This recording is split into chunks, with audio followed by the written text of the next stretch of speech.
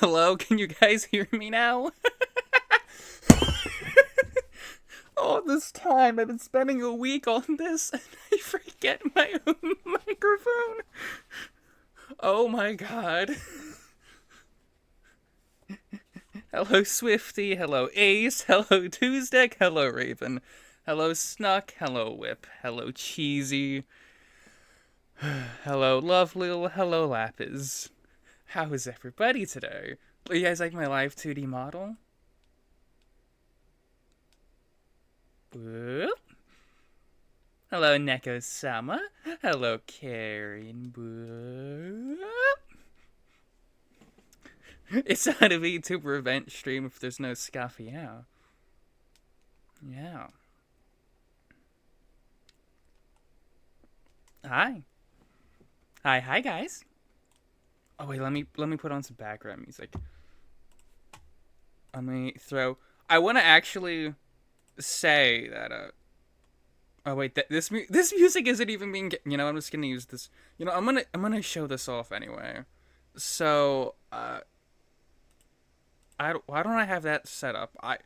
Damn, I forgot how to set up OBS. I'm just gonna use this one. So, this background music you hear now was custom made just for me.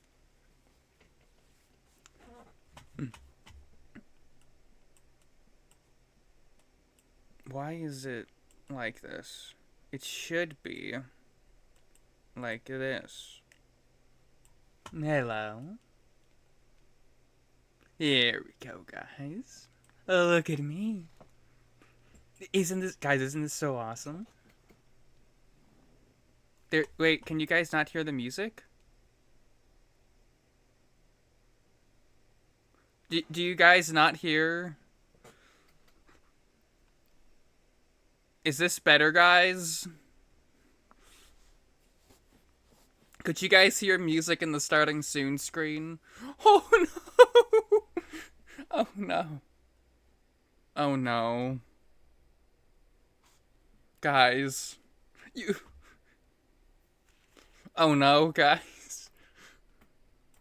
Could you guys hear anything on the starting soon screen?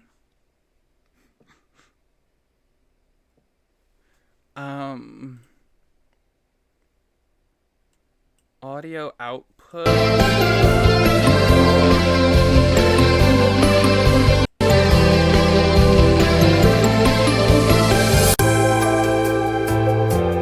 Can you guys hear it? There it is.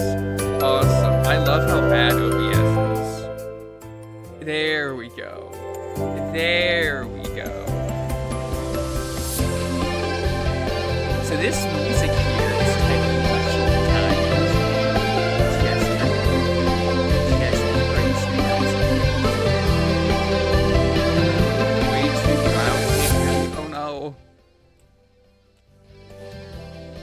oh my god, I got so sad. Is this better? Is this better? Can you guys hear me? There we go, perfect. Bone has seen your feet run well. Actually, guys, if you guys look, I don't have feet. I just have stems. They're little nubs. Bone has got nothing on me. These are just like stems that protrude out of the ground to create me. Also, hello, Smokey. Well, I mean, yeah. I didn't think of them as stumps, more as like, they're just two stems growing out of the ground that create me, you know? I can be infinitely tall. I can make them grow as high. I mean, I guess I also have knees, too. But if you guys see here, I want to add more, but I have some dear friends here, and then this one is my partner, my lovely, lovely partner. Thank you, thank you. Also, there's a couple expressions. Let me just be pouty, pouty, pouty, pouty. I just like this. And this one's smug like Anya. Yeah. Yeah. There's actually a secret one. There's a secret one, but you guys don't get to know about that one yet. Yeah, it is a fox. Shrooms are the gods of the forest, but lack some legs with knees. So what happens if I lick the shroom? Well, I'm very poisonous, so, I wouldn't recommend it. She has goblin vibes, the expression, cute little goblin. Okay, I don't know how many of you guys picked up on this. This is Fern. This is Frieren. This is Anya, because, I'm a nerd, okay? Okay? I just referenced some of my favorite anime characters. Yeah, no, I don't recommend it. No other anime to talk about around here.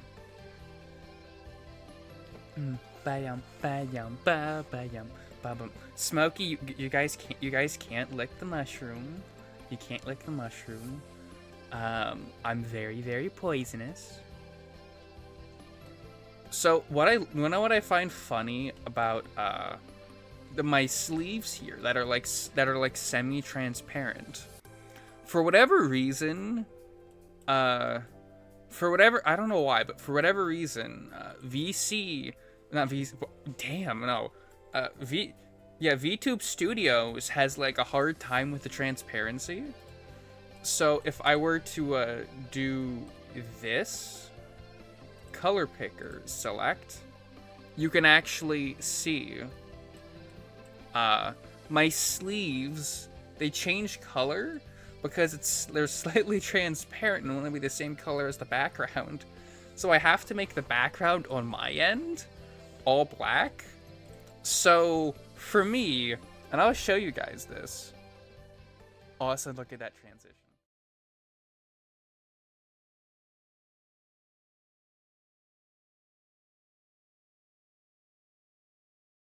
Hello. Ah, thank you. Oh my, I just realized my mic's only set up here. Not only that, the output's only set up here too. God. I spent so much time setting up like the background and stuff and the chat boxes and stuff. I completely forgot my own microphone and the outputs. That's because I wasn't actually streaming yet. Don't you guys just, well, I need to, you can't wait to fumble your eventual debut. New emotes? Yes. I actually, last night, after my stream, is when I spent the time putting those emotes in for both my server and on my Twitch.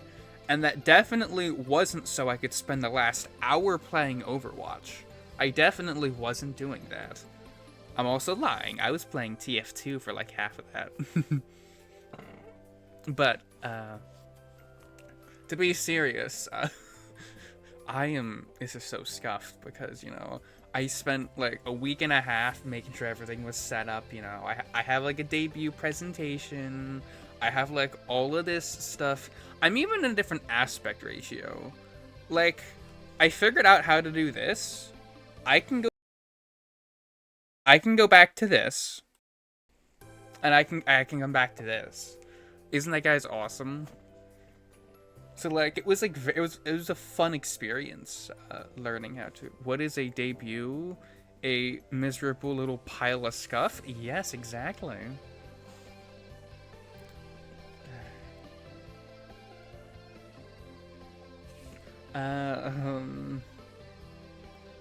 Let's see. Should I just get into like the presentation now?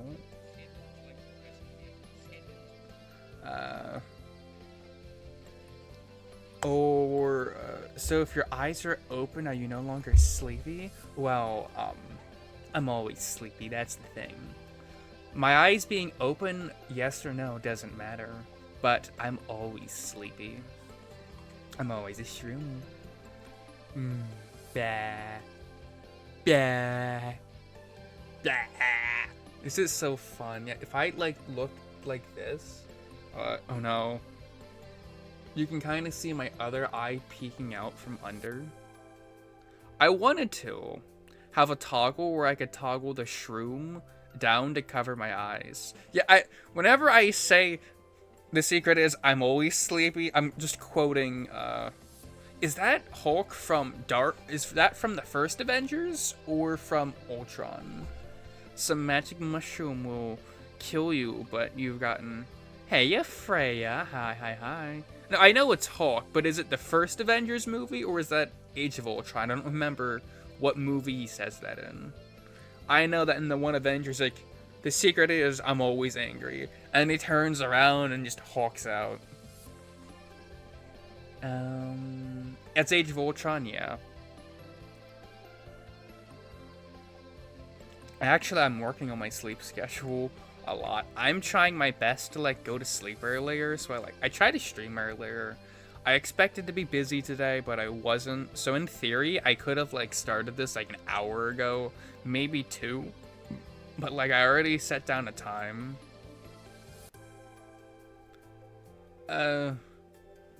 No, he shuts up an Ultron in that movie, which is not as funny as Loki beatdown. Oh no.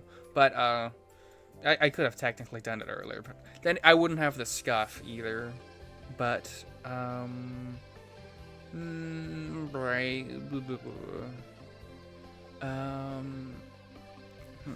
I need to sip my drink. I'm getting, my mouth's getting dry. Meow? You guys can make me meow. There is a redeem for that.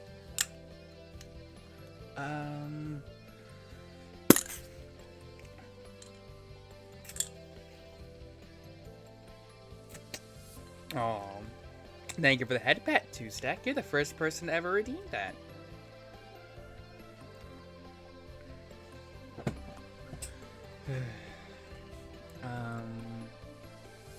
Let me move myself there. And I'm gonna have to do a lot of, like, copy pasting.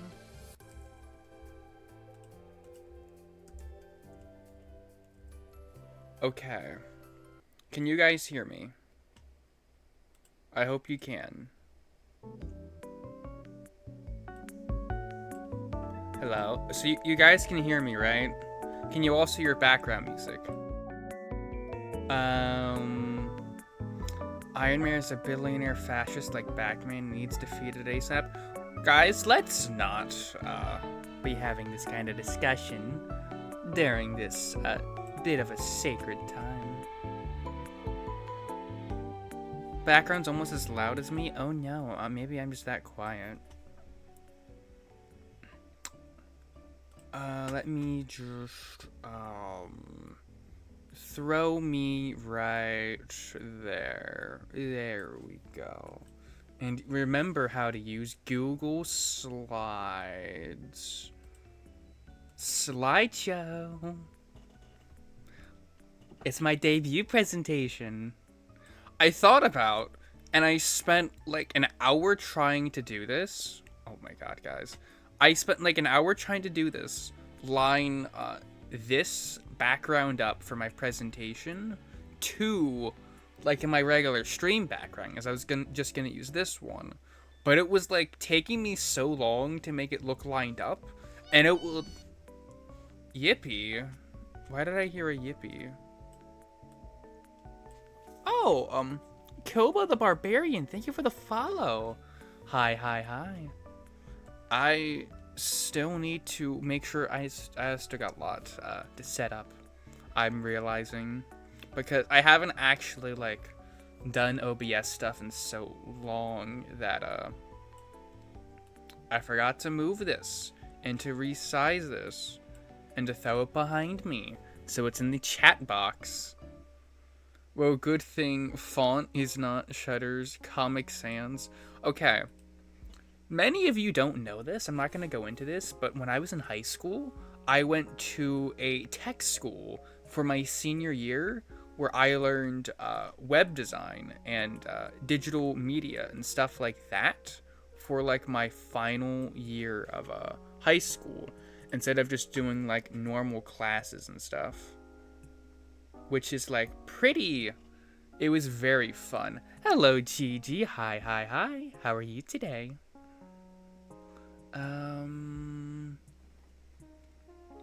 Okay, good. Okay. Corpus. Oh, you're not late, don't worry. I am very much trying my best to stall actually starting the presentation because, just because I did originally say 8:30, like EST, like 8:30 my time, and I'm like, no, I got a lot of time. I could do it like a little bit earlier, so I pushed it back. So I'm like trying my best to do early that so people can like see it, but not so late that that my sleep schedule is suffering, because you all know from. See, I'm not sleepy because I sleep a lot. I'm sleepy because I'm bad at sleeping, because I have a bed full of plushies that doesn't help me sleep.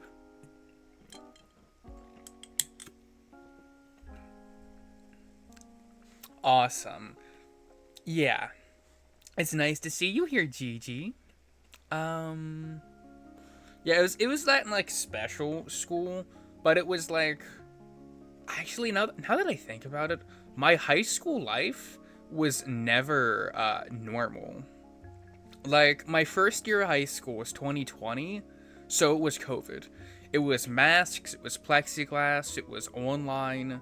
Half of like my lessons were just rolled over from online stuff, where I would just sit at a computer, watch a video, so both the online class and the offline class could like get the same thing.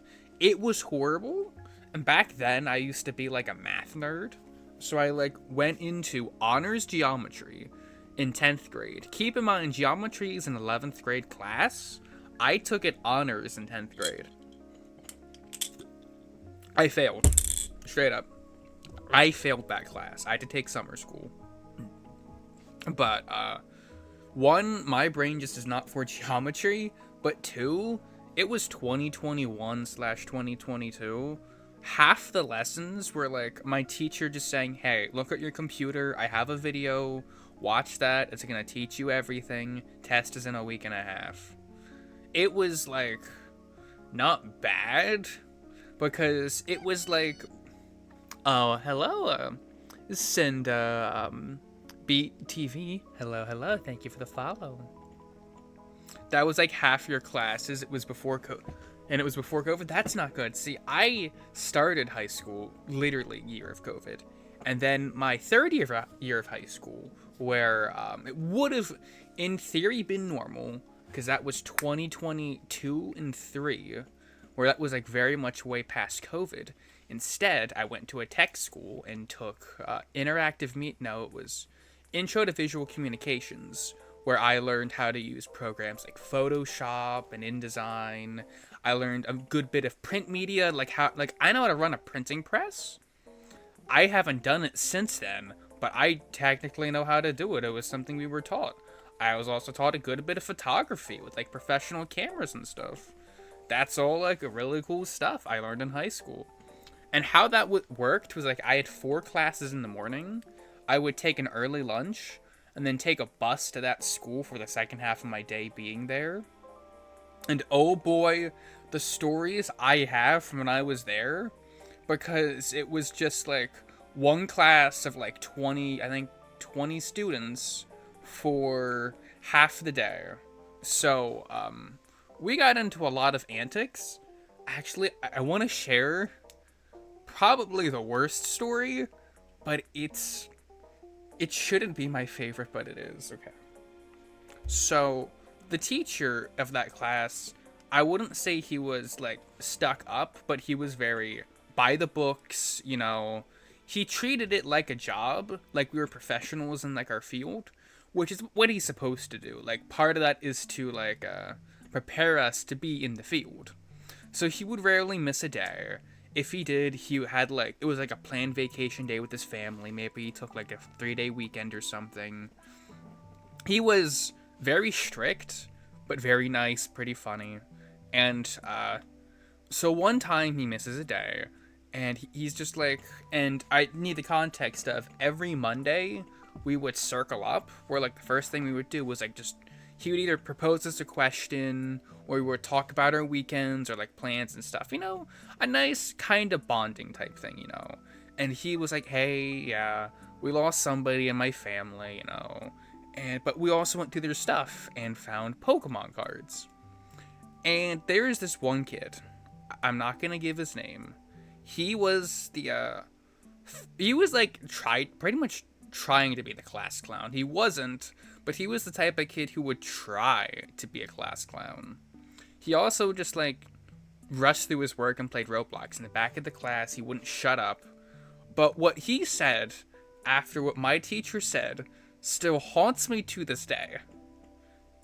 He said, and I quote, I'm pausing the music, "You should sell the Pokemon cards for the funeral." That was the class's reaction for just a moment. For just a moment after. Dead silence. Nothing. And then, half the class erupted on him. It was... I sat there in shock. A lot of my classmates sat there in shock. The other half of my classmates started yelling at him. "Kid, that's so insensitive. You should never say that." Stuff like that. I'm pretty sure a lot of them are also taking the opportunity to just like yell at him. I don't think to be intentionally mean, but he wasn't very much a liked kid. But he also didn't put himself out there enough to try and be liked. But yeah, that was a little messed up to say the least, you know. I don't think you should ever say that to somebody like a few days after they lost somebody. But you know, I'm not that kid, but I don't plan on actually ever saying that to someone. Unless they're a scalper. If you're a Pokemon card scalper, sell all your cards for the funeral so they can get you the lowest grade coffin ever. I don't collect Pokemon cards, but when I was a kid, I did.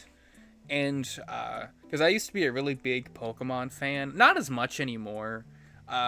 Mostly because I don't really play many RPGs now anyway. I mostly just play shooters or tower defense. Although, if they release, like, an official Pokemon, like, Tower Defense, or, like, a Pokken Tournament 2, or, like, a Pokemon Overwatch, like, I would eat that up so much, but, like, I haven't wanted to play a mainline Pokemon game since the DS era, and then I got Pokemon Shield, and I was, like, kind of disappointed in it. Because it was weird how, like, sometimes there was grass encounters, sometimes there were overworld encounters. They weren't really overworld because it took you to, like, a battle menu. And then a friend of mine, and then, like, post, like, Scarlet Violet, a friend of mine's like, "You should get Pokemon Violet, you would love it, you know? Also, I want the Paradox Pokemon. You should get it, you would love it." And then I did get Pokemon Violet, and I played through it all. I really did like it. It really was just to get my friend the Paradox Pokemon. But you know what? Fair enough, you know. It's what homies do for each other. Minty, if you're out there, don't die. It's my job to kill you. Or something. But, okay. That's enough stalling. Are you guys ready for my absolutely, devious, presentation that I, definitely didn't spend 3 days on and have, like, less than 10 slides, because I don't know actually what I'm doing. That's definitely not what happened. Alright, the Sleepy Shroomy debut presentation. Who am I? Sleepy, Shroomy, sleep-deprived, mushroom, shark, nerd, gay. Probably. It's alleged. I will never admit to the allegations. Never in my life will I admit to those allegations. I love this little render of me. I say that like it's not my live 2D model that I'm staring at right now. But that was the only PNG of this model I had on hand. And don't mind the expression and pose. That one doesn't matter at all. Games I like. I put Magic the Gathering first because I'm a big card game nerd. I play a lot of Magic the Gathering. To any Magic players out there, be ready to judge me. My three most played. My five most played commanders would be Mr. House, President and CEO, based as fuck. Akwai, the Seething Tower, Slimefoot the Stowaway, Arabelle Haunted Doll, and Atraxa Predator's Voice. I'm sorry, friends, but I am an Atraxa player. Not only that, there's Toxic in that deck. There's Rads in that deck. There is every kind of counter that you could think of in that deck. That I could think of. That I could just find on... hand. Yeah. Predator's Voice, yeah. I didn't want to build the deck around her, but I did. And I love the deck, though. It is so fun to play. I also have D&D. I'm a very big tabletop nerd, as you can see from the Magic, from the from the Warhammer. In my D&D, I play a Blood Hunter in the one campaign I'm playing in, and I'm a DM in a pirate-themed campaign that parallels another campaign I used to run that got canceled just because of time constraints and stuff, you know. Not everybody's able to play. And even with the one I DM, I haven't... Draco, thank you for the raid! Hi. Let me give you a shout out.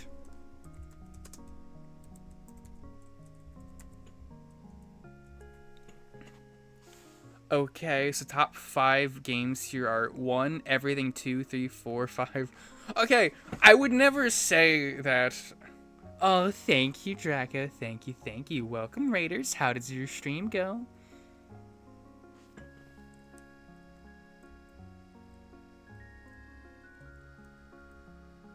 Oh, boy. How was your stream? Moto Slice. I haven't actually played that game yet. I heard a lot of good things about it, though. It was fun. You got through another chapter of Moto Slice, having fun with it and enjoying. Okay, I wouldn't say that Overwatch is a top 5 game for me, but I guess it is technically on here, so... But, D&D. What I was saying was, I love D&D. I love playing it. I love, being a DM.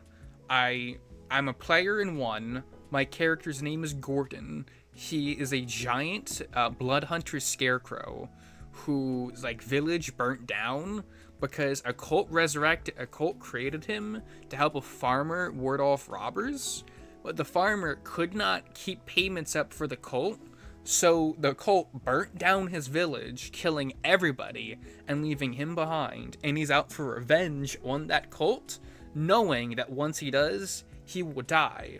Because in D&D lore, how they handle having multiple gods and stuff is in many iterations of D&D, gods' powers are based off of faith, where the more followers they have, the more faith they have from humans and other mortal beings, the more powerful they are, which allows cults to rise and create false gods. By having faith in a non-godlike being, it gives them the power of a god, depending on the continuity and stuff. That's kind of how I'm playing my character. But that also means that if a construct like Gordon is being fueled by the power of this false deity, and everybody in the cult who follows this false deity were to perish, then the powers holding him together would break and he would die.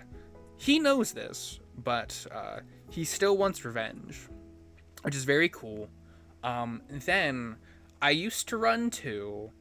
I kind of run 0, but it's 0.5 of 2 pirate-themed campaigns that were made to parallel each other, where one worked for the BBEG and the other was actively hunting them, or like trying to figure out who it was to take them down.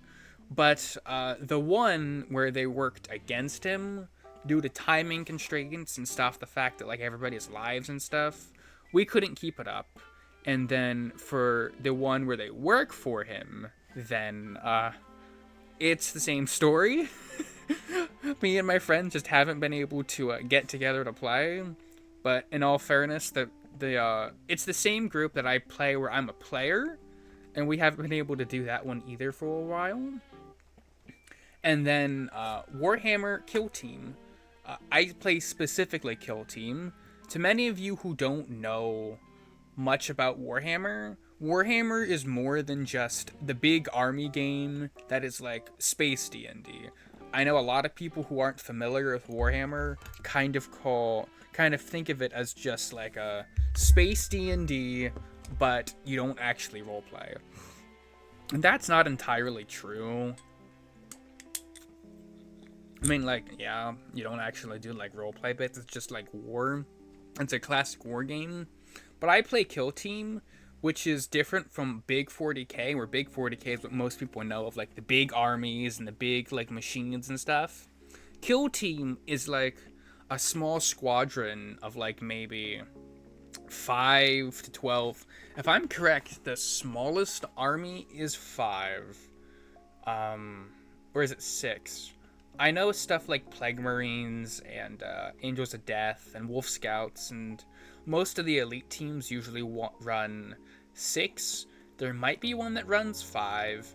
And if I'm correct, the Ratlings, which are like halfling, or like space halflings, technically have 10 like humans, but they have like a dog and another thing, so they technically have 12 placements on the board. But either way, I play Hearthkin Salvagers, which is Leagues of Votann, which is just space dwarves. They're awesome. I forgot to put it on here, but I like Deep Rock Galactic. And if I had a photo to show you guys, my space dwarves are painted to look like the worker dwarves of Deep Rock Galactic. I'm staring at my model a lot, and staring at her eyes, because I streamed the last 2 years with a model that doesn't have eyes, or visible eyes. So I'm not like very good at like controlling at where I look. My brain wants to look at the camera because that's what I've always done, but then I'm kind of like always like staring up into space. If I look to the left where my model is, I'm like kind of like leaning. If I look to the right, I can't like see chat or anything. If I look straight forward, I'm looking at just my debuts, like my slideshow, but then I'm not looking at chat, and I'm not looking at myself, and I like to stare at this model for no particular reason. But other games that I like playing: Peggle, Doki Doki Literature Club, Brotato, Plants vs. Zombies, Inscription. Those are all like single player games. I guess Brotato and Plants vs. Zombies on like the consoles, and the Replanted one that we don't talk about do have multiplayer, but we don't talk about that. I have so many empty bottles in my room. I went to take a sip of my drink, and I took a sip of an empty bottle. Wow.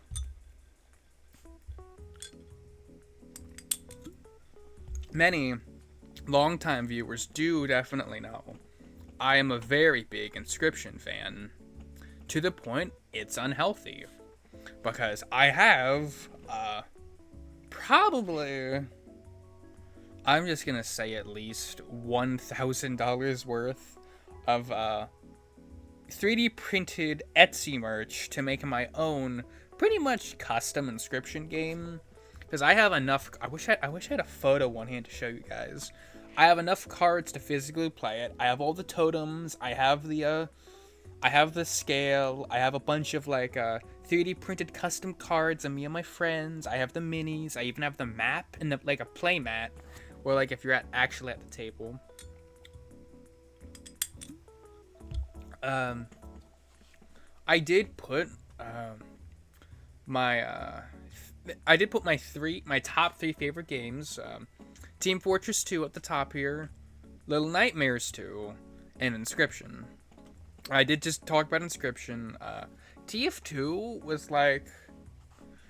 TF2 being my favorite, just a victim of circumstance, kind of. Because I got my first laptop back before I like had a job or anything.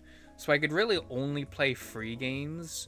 So like every time there was like a birthday or like Christmas, I would get like a Steam gift card and I might buy one or two games.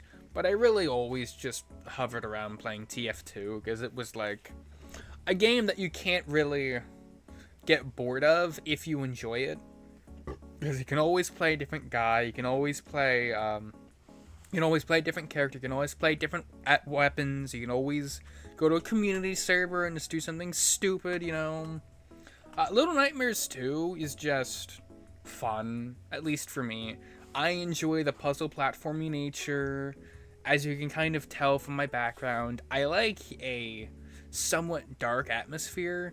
I do like horror games, but not in the FNAF way, where it's in your face, it's snappy, it's jump scary. I like it when the atmosphere is just creepy, it's unsettling, that I don't want to be there, I don't want to be around it. Because that's like, I wouldn't say wouldn't say I'm scared of Little Nightmares games, but that is like scary to me. That's how I would perceive something scary, you know? Like, I would be more scared if I was trapped in Little Nightmares and that I am this small little guy faced with these monsters 10 times my size, most of them out to eat me, some just want to kill me, and everything around me is twisted, is broken, the world's gone upside down. That is like scarier to me than, you know, trapped in Fredbear's going har har har har, and just like I would be scared shitless if I was stuck in like FNAF and like having to fend off animatronics, but like I wouldn't. That's more like startling fear than like true fear. I put tabs, Totally Accurate Battle Simulator, because the same thing as TF2, when I first got like a laptop, that was like the second or third game I actually bought for money, because I used to watch a lot of YouTubers play it, because I used to think it's a cool game. I still think it is like a very cool game. It's just a sandbox game, and I can only put the same wobbly horses fighting the same wobbly horses so many times.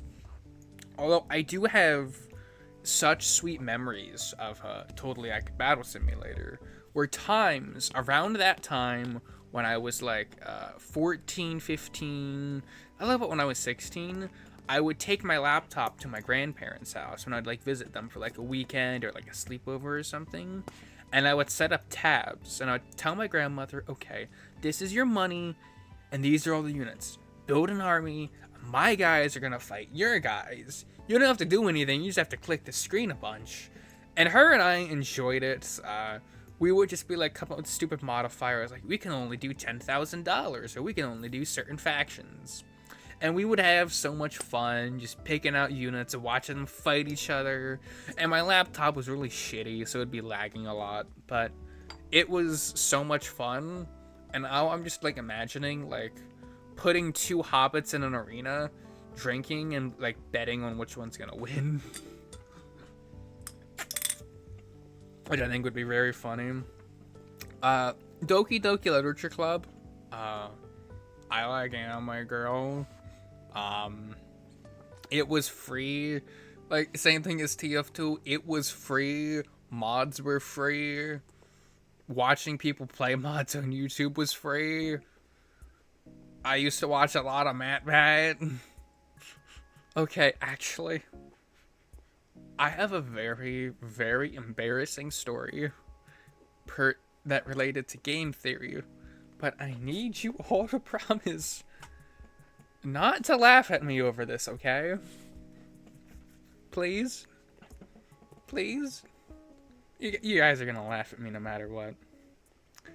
When I was in 10th grade and we're going back to high school, I had my first girlfriend. And I was also really like into game theory. And one time when I took her out on a date, I wore not only a game theory shirt, not only a game theory hoodie, not only a game theory sweatpants, but also the game theory shoes. But to a date, mind you. Yeah. I'm slinking down. I'm slinking down right now. In all fairness, she was just as much of a nerd as I was. Like, she also watched MatPat, probably not to the same degree that I did. And also why I don't really play Deltarune anymore, because we used to play it together, and I haven't talked to her in years, and it's a little weird for me in my mind. Anyways, yeah, that was one in my more embarrassing time. That was like a little bit before I knew I wanted big purple voluptuous boobs on my chest, but after I knew I was like going both ways to give context to my queerness at the time. But what other game haven't I talked about on here? Oh, web fishing. I love web fishing. It's just so nice and cozy. I could really just like sit in a call with a friend and just chat and hang out for hours and hours and play web fishing if it weren't for the fact that I am so busy playing Magic the Gathering and Warhammer Kill Team, because I spend a lot of time, like a lot of like my weekends and especially my Fridays, going to my local comic book store to play Magic and Kill Team. Oh, funny story. This was last Friday. This was 6 days ago. For the past, I want to say, 8 months since like last October, I've been going to the same comic book store almost every Friday. I very rarely miss a Friday to go play Magic the Gathering. I really only don't ever show up if people in the Discord server, their Discord server, say nobody's gonna show up, but I always make an effort to come in. So I get there like exactly at 5 o'clock. It was when like Magic Night starts. I don't expect anybody to be there. I get their water boiler on. I buy a pack of ramen. I boil ramen. I am there so often that they kind of just expect me to do that, which is kind of funny. But I'm there. I'm sitting at the table. I have my mat out. I have my decks out. I'm just sitting there eating ramen. Customers come in, looking around. I'm just sitting there at the table, lonely. Don't have anybody to play Magic with, eating ramen. Yeah. About like 40 minutes go by. Nobody shows up. I go up front. I buy a Magic the Gathering puzzle. I'm in the back now, putting it together. Like, oh boy. In the back of my mind, I'm like, okay, at this point, nobody's gonna show up, because like, yeah, not everybody's gonna get there exactly at 5. Usually people start to filter in around like 5:30 to 6 o'clock. By this point, it was like 6:15. I'm putting together keep in mind, this is a 500-piece puzzle, so it's not like I'm like making any substantial progress. It took me all weekend last week to like finish it, although I didn't like sit down the entire time. I would sit down for like an hour, put together like 75 pieces, and get up, do other stuff, because my brain is small and can't take that all day. But and I'm sitting there alone. I turn to them, hey guys. I turned to the two owners, their husband and wife. Do you guys want to play Magic? Because like, of course comic book store owners would play Magic, but two, they had talked about before that they used to play Magic back before they owned a comic book store. They would like do Magic nights with their friends on weekends, but now they have kids and they have a comic book store they own. They rarely get time to do it. And even then, like when we tried to set up, they would have to like get up every like it was like for like twice in like the 30-minute hour period to help with customers.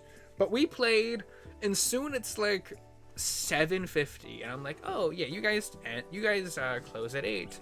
I don't mind just saying scooping and going home. You know, I don't want to keep you guys here. They're like, oh no, we don't mind. We'll finish the game. And this game took us until about almost 9:15. The entire time when we're playing, every like 25 minutes, I'm like, hey, are you guys sure you want to keep playing? I don't want to keep you here for too long. It was fun. It was funny. I am now the only like regular at that comic book store who can say I had seen them both play Magic. Because obviously when we're at the comic book store, they're in like, you know, working mode, you know. Not as much on like when the regulars come in to play like Warhammer or Magic. But it's not like we're like in there taking up the time and space. We all like make sure to like make a purchase or two before we leave. It's like a respectful thing, you know.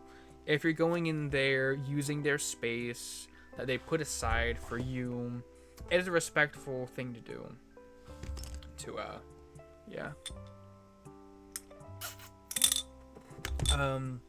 Did I miss any game on here? Oh, Bloons Tower Defense 6. I have a phone. That's all I'm gonna say. I have a phone. I play this thing on my phone. Sometimes on my Steam Deck if I'm feeling spicy. If I'm laying in bed, I play it on my Steam Deck and I have like YouTube on my phone. Same thing with Brotato. I could lay in my bed, lay back in my bed, play Brotato hours on end. And they're finally like updating it more. But I gotta say, I wish they weren't. Because I also like put a lot of mods into it for stuff. And yeah, updates are great. But the updates ruin my mods. So, like a lot of the stuff I use, it don't work no more. I had a Neuro-Sama mod. It played like covers that Neuro and Evil and the one that Vettel does of them singing. It has like items. It has stuff like Swarm remotes. It's like a bunch of funny references. It's so cute. Anyways, next slide. Music I like. This slide's more of a joke just to put the triple Bako. You know, Tato, Miku, the yellow one. But also, I do have a favorite band. It's Ailstorm. You guys probably haven't heard of it outside of me talking about it. They're a pirate band. The yellow one. It's Miku, Tato, and the yellow one. But Ailstorm is a Scottish band that makes music about pirates, you know?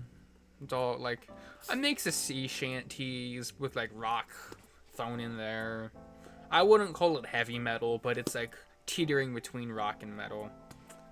Yes, it's Nuru, Miku, and the red one, of course. I know all their names. Yeah, Paste, Pirate Metal Lover. Yeah, Tedo, Nuru, and the blue one. The red one, the blue one, and the yellow one. Yeah, I made sure to pick. I tried to like find the funniest PNGs I could. So it's like a Chibi Tedo, Fortnite Miku, and then like fake PNG background Nuru. Transparent PNG, yeah. That's what I was going for.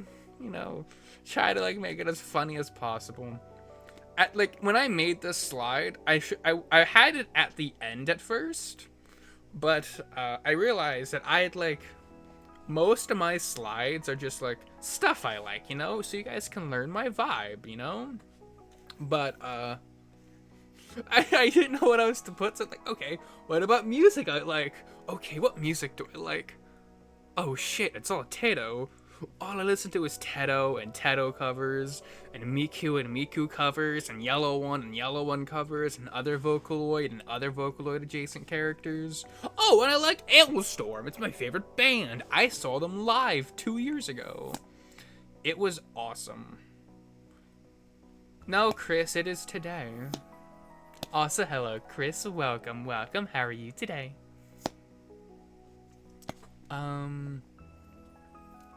Anyways, what I was saying was, it's an awesome band.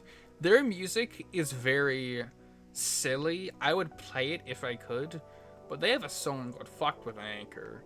And it's literally a song about shoving an anchor up a witch's ass because they cursed the singer to only be able to speak in 4-letter words. Oh, I'm sorry to hear, Chris. And, very, their songs are, comedic, but they're not comedic in the way that someone like Weird Al's music is comedic, where his is, comedy music. Theirs is just, pirate metal, but because of what it is, it's really funny, because, half the lyrics are just boats, mead, ale, rum, wooden legs, hook hands, stuff like that, Next slide. Anime and manga I like. I actually organized this.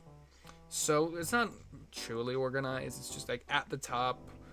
Toilet Bound Hanako-kun had to be first. It's, the manga that got me into reading manga. Because, it was, I watched the anime, I loved the anime, I wanted to see what would happen, so I started reading the manga. And that's what really got me into reading manga. Because I love its art style, it's so cute. And I also hate to say I haven't kept up with it recently. And that is that's not me saying the story got bad, I still love the story. I am just, lazy. No matter how I look at it, it's you guys' fault that I am not popular. Also known as the anime Watatome. It's the Tomoko anime. Yeah, I have it on manga. Yeah, I'm reading it. Yeah, I like Girl Failure. Yeah, I'm a degenerate. Fire Force, is the first manga I have read to completion. Really only because of, the 4 manga up here, it's the only one that's complete. I own it physically from number 1 to 30. I want to say 36. It's either 34 or 36. I own it all. I read it all. I loved it. I remember watching season 1 of the anime, but never really finishing the anime. And obviously the anime is not finished. And now I'm waiting because I just want to watch the final season, because it is an action anime. So they can only do so much on the pages. So I really just want to see the ending in anime. It's gonna look so cool. I'm just excited for that. And of course, Spy X Family. Anybody who has been here for at least 5 seconds knows that Spy X Family is one of my favorite pieces of media ever. It's not peak in the same way that something like Frieren or Chainsaw Man is. It's not emotionally compelling like Clannad is. It's not super long, so it has a lot of content to watch through, like One Piece or Dragon Ball or something. It's just hits me just right, in a way that no other thing can do. It's slice of life, it's comedy, it has a little bit of action. But really the only thing I attribute to my love for it is the fact I live in a divorced household. Not currently, but growing up, parents split when I was really young. So I imagine the reason why I'm so drawn to Spy X Family is it's just my brain seeing, oh my god, happy stable family. Who cares if they're a spy, assassin, and telepath? Happy stable family, that's something I never had until I was a teen. oh my god. And that just makes the chemicals in my brain go crazy and turns the frogs gay or whatever. And oh no, ads are starting in 5 seconds. I can't snooze them. I snoozed them as much as I could. I'm sorry, guys. We're gonna take an intermission. To anybody who is unaffected by ads, I want to know if you have anything to ask me, because you know, you'd ask me literally anything and I will answer literally anything. Nice anime, yeah. Meow, meow. It feels like I'm on the electric chair just waiting for them to pull the lever, because Twitch just said ads are about to pop and I'm just waiting. I don't want to keep going until ads are done because I don't want anybody to miss it. If they are... Okay, I'm just going to keep talking about Spy X Family. Many of you also know for a very long time, and I haven't really grown out of it, I am addicted to buying Spy X. There we go. I start talking again, and there are the ads. We'll get to that, Swifty.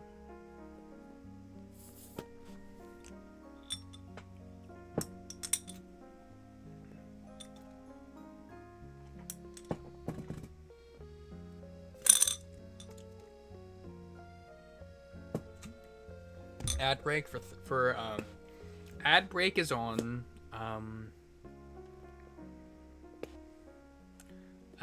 Yeah, blah blah. Blah blah blah blah blah blah blah blah. How is everybody in chat doing today? I want to hear about your days, and I want you guys to talk to me and just tell me what's making you happy recently, while I wait for ads to finish. Because I want to wait for ads to be done before I keep talking about my strange choices in anime and manga.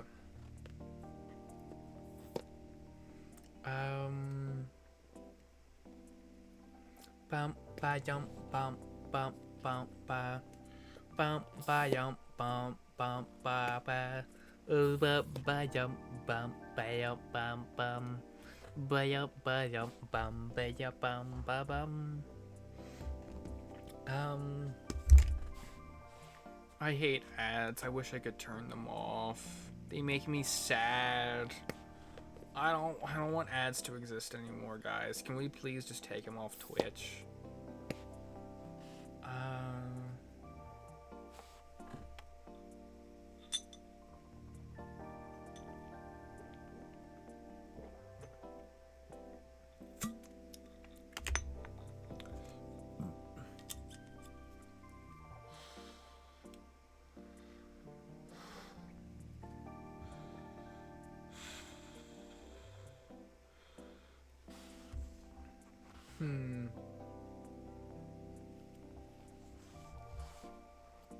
Wow, I just realized something that I am very, very, very, very, very... I think it's pretty funny how I did this. I didn't even think about it. But, yeah...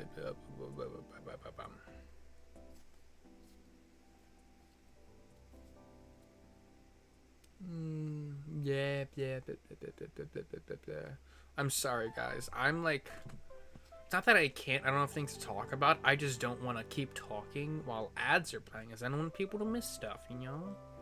I want everybody to feel included. I want everybody to know that everybody's welcome on the Mushroom's lap to get head pats and to get tummy rubs and to get scratches behind the ear where they like and all that fun stuff, you know?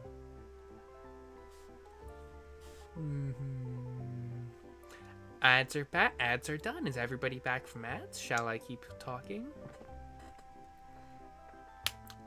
Anyways, what I was saying about Spy X Family is many of you who've been my friends for a very long time know that, tummy rubs are great. Yeah, they are. Many of you who've been my friends for a very long time know Spy X Family is my favorite manga. I've been buying merch of it endlessly. I own eyeballing from what I can see, just from my chair, 1, 2, 3, 4, 5, 6 Anya plushies. I probably have more. I have Bond the dog. I have two of the Chimera plushie that Anya has. I have like 2 or 3 of Yor. I have 1 of Lloyd. I know I have 2 of Bond. I have 1 of Anya's penguin.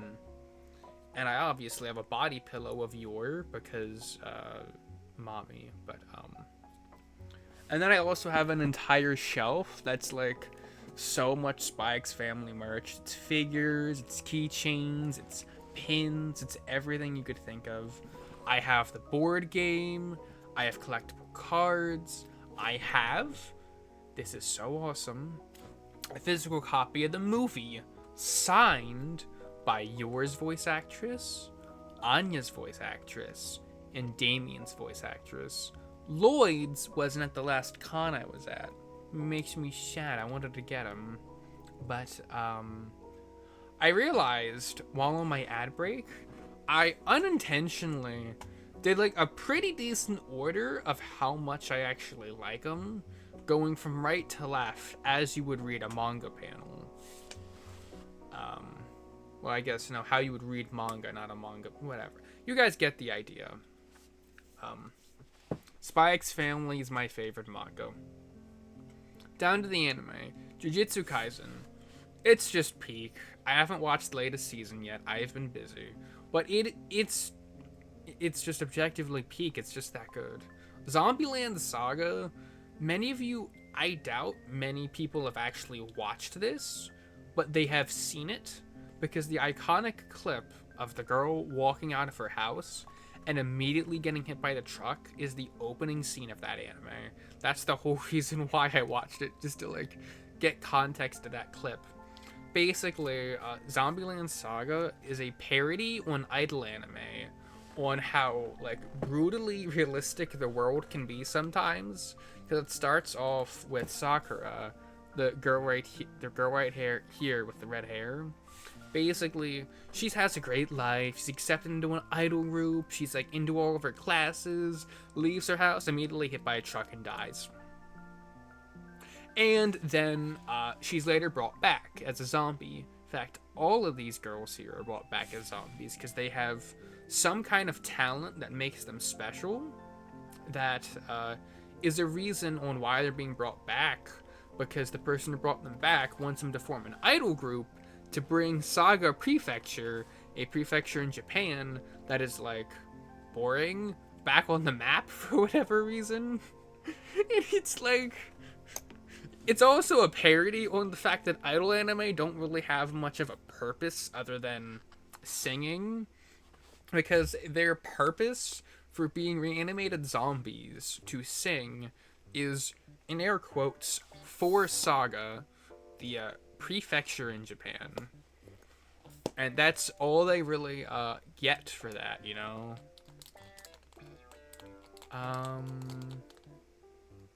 Yeah. I don't know what else much more to say other than it's just like very funny. It's an idol anime for people who don't like idol anime because it's comedic. It really is just a parody on idol anime. But next is Clannad. Oh boy, Clannad. Vanny, a dear friend of mine, Vanny.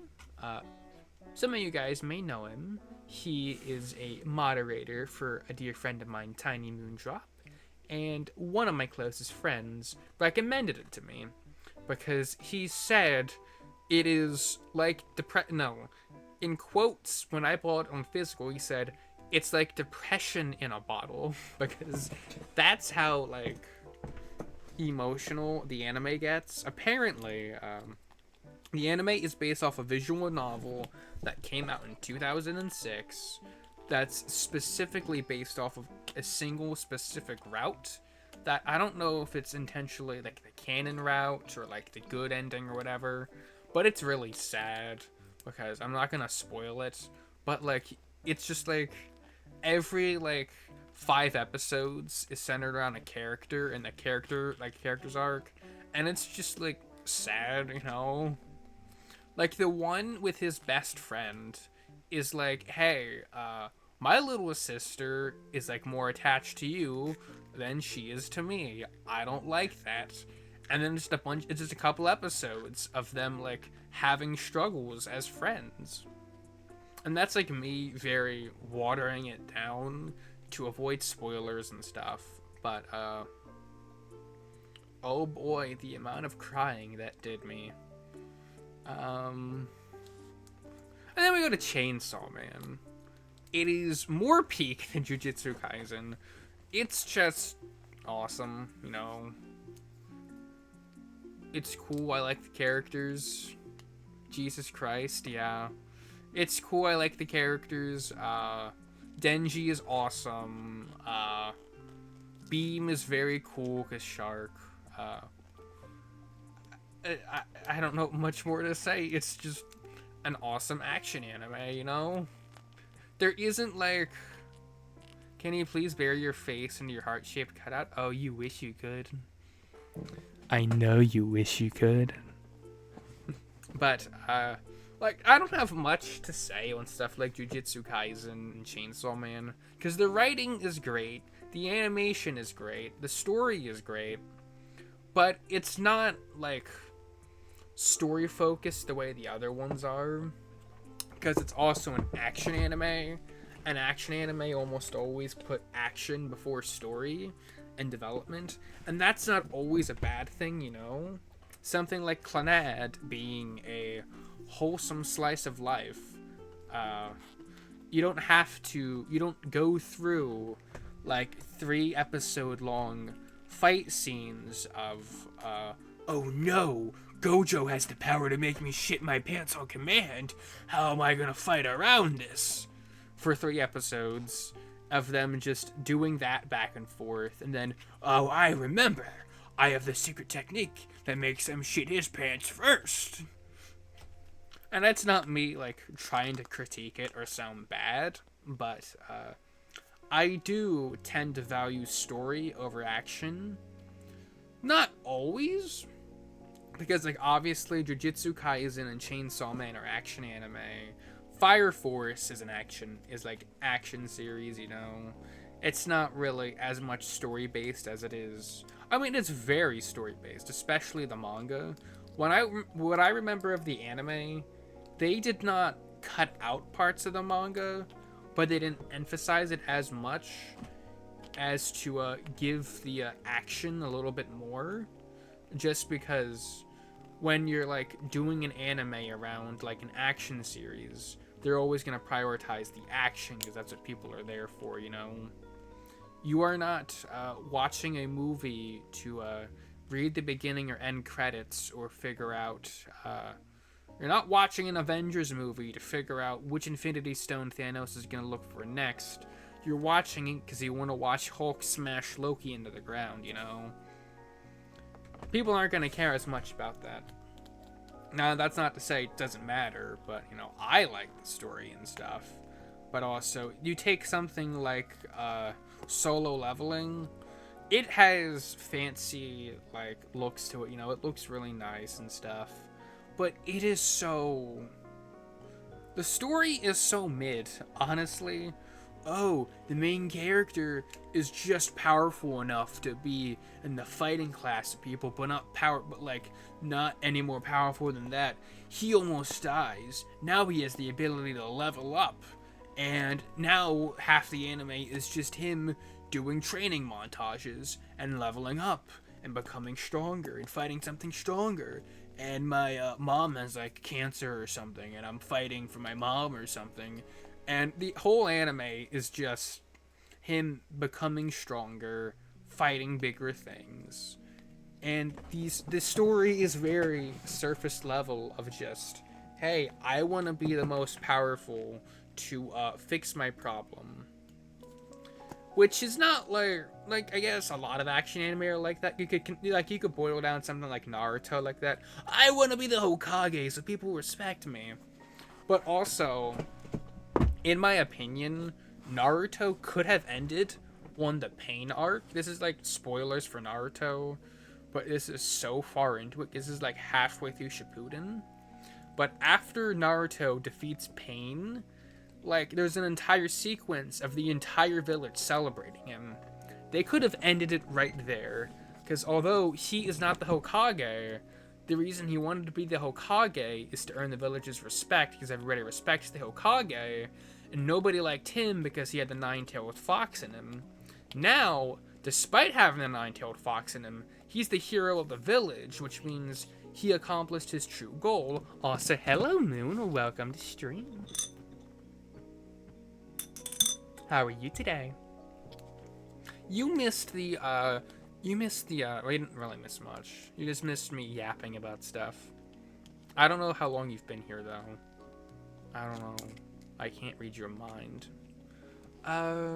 Next is Frieren, which is the complete opposite, pretty much, of, what I've been talking about. How it's a fantasy anime that doesn't even put story first, it puts character first. It's like a fantasy anime, but I would kind of argue Frieren is a slice of life action. You're just dying of consumption. Oh no, don't die. But how Frieren is structured is there isn't much action to it. There's always going to be action in it because, you know, magical powers and, you know, fantasy type things. But it prioritizes learning about the characters and their story and their motivations and stuff more than the action of it, you know. Something like Overlord, I would probably put something like Overlord right, if I actually remembered to put it in here, it would have been probably right. It would be swapped with Jujutsu Kaisen, probably. Because Overlord is very much just action for the sake of action, you know? The main character, Ainzu Gon, is... I don't remember. That's his name, I think? I haven't watched it in a while. They didn't make Season 5 yet. Lord Ainz is the most powerful being ever. So anytime they can, they just put him in an action sequence to show how powerful he is. And if he's not winning, he's intentionally nerfing himself by choosing to be a fighter instead of being a sorcerer, which he does magic primarily. But with Frieren, it always puts the characters and their growth and their development first, before even the story, because the story is about traveling to the land that she just conquered the Demon King in to reunite with Himmel again. The reason I put Frieren at number 2 is because episode 1, yeah, cozy fantasy drama vibes, yeah. Because Himmel's death made me cry. Himmel's like my favorite fictional character ever. I've never like cried over an anime that fast. I've never been like invested in a character so much, because I remember watching a trailer for Frieren and seeing like they like loaded it with like flashbacks. I'm like, oh, Himmel's gonna be like an important part of this. Like the blue guy and the dwarf guy and the other guy. Episode 1 hits. Oh, they already defeated, like, beginning of episode 1, they already defeated the Demon King. And Freeman's gonna leave for a while. They come back. Himmel's like very old, and then he just drops dead. And Frieren cries, and Heiter and Aizen try not to cry. And then I cry because, you know, I'm sad, you know. He's such a sweet character. I ran out of drink. I'm gonna go get water. I'll be right back.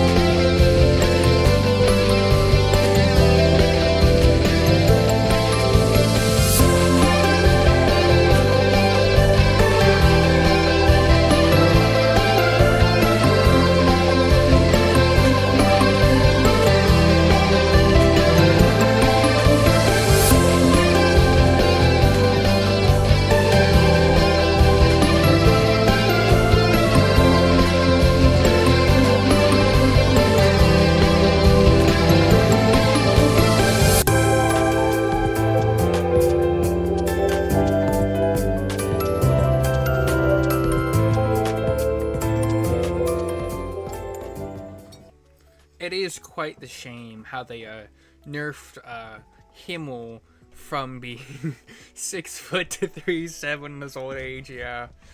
Hey, Moon, at least you could look Himmel in his eyes at his old age, with you being a small little goblin yourself. Anyways, I do have water in my water bottle now. I'm gonna take a sip. Sip? Huh? Novax, thank you for the follow. Himlet? He really does become a Himlet. Hello, Jets. How are you today? But, Frieren is just emotional. And it hits everything I like in fictional media, where the story and the characters are compelling. It has room for me to, like, come up with what I think will happen next. It's not going too fast. And I just love how it's paced in a way where you're really going through Frieren's eyes. Where, like, episode 1, after they get back and they watch the meteorites and Frieren leaves, you see I think it's a 15 total second montage of Frieren doing other stuff. I think it's like 15 or 30 seconds of, like, her doing other stuff. Everyone needs to follow this moody shark before she decomposes from anime depression. Yeah, but, like, in that episode 1, after she leaves and goes on her own adventure, there's a short, it's a very short, not like very, very short, but it's a short, just compilation, just clips of her doing stuff, you know, visiting different towns, buying different grimoires, getting stuck in mimics. It is a brief 30 seconds, 1 minute, 15 seconds for us, the viewers. But 50 years pass in that time. That is just such good writing. Because Frieren is a semi-immortal elf where I don't think elves in the Frieren universe actually will ever die of old age. Because Sari is probably 3,000 or 4,000. Frieren is probably 2,000. But to her, that 50 years felt as long as that 1 minute felt to us. Because to us humans, 50 years is a very long time. You really see that when she goes back to the town and sees the Himlet, where he's now old, he's bald, he has a giant beard. And it is just so... It's just so good how they did that. And how, like, with these scenes with Fern growing up, in the same way, God, being a depressed elf would be hell. Yeah. But then you also see it again in episode 2 with Fern, where Frieren's training Fern. And it only lasts the episode, you know? She goes from being a little baby, a little, like, purse-sized Fern, a little purse-sized pouty Fern, to, like, a fully grown one by the end of the episode. Well, not fully grown. She's, like, I think 17 by the end of the episode. Yeah, because the later episode, it's her 18th birthday, and Stark has to find her a gift. But, you get the point. That, we see time fly in this first couple episodes so fast, because we're seeing the anime through Frieren's eyes, and those 50 years, those 13 years that she spends with Fern, and the I think it's actually 10 years.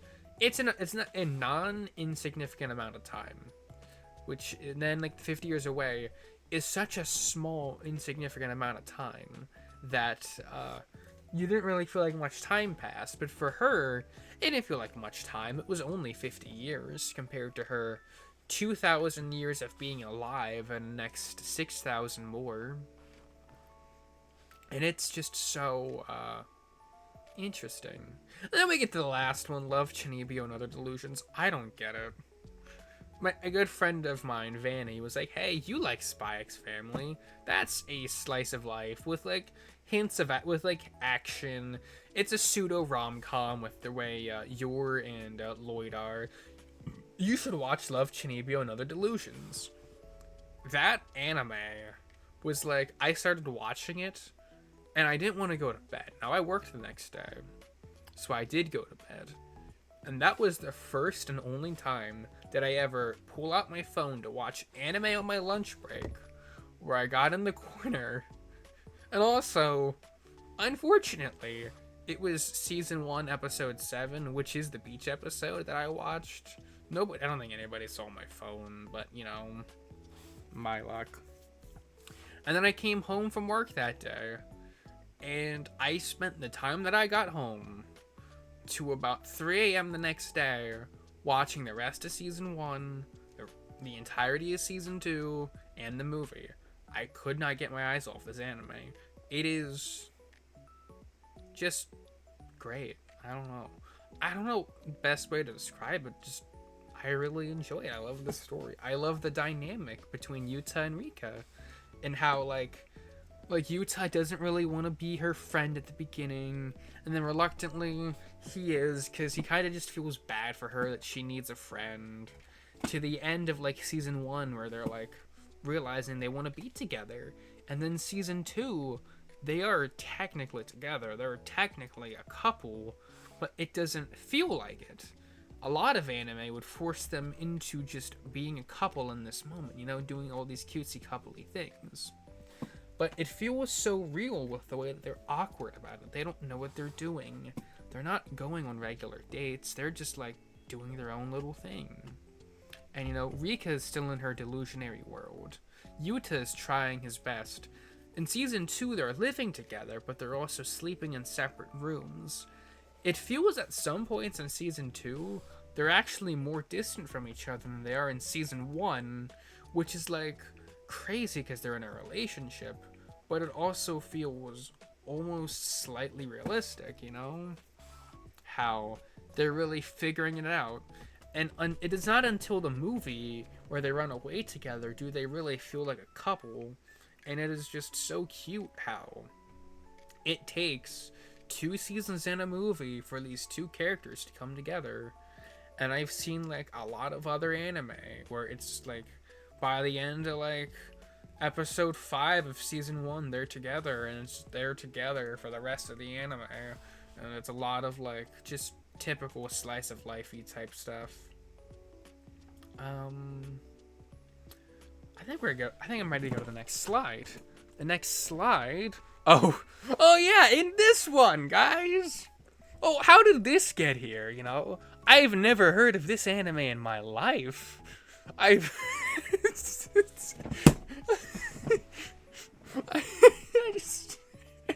this is stupid. I completely forgot. Oh my god. I said this. Oh my god. I completely forgot I did this. When I set this up, it was gonna be a funny joke. Oh, how did this slide get here? I've never seen this anime before. I was ready to go to the next slide. I forgot I put this joke in. I forgot I put this in. This is the only of the slides. This is the only slide that when I click has something extra come off from the screen. Like, every other slide is what's there. I forgot I did this. Oh my god.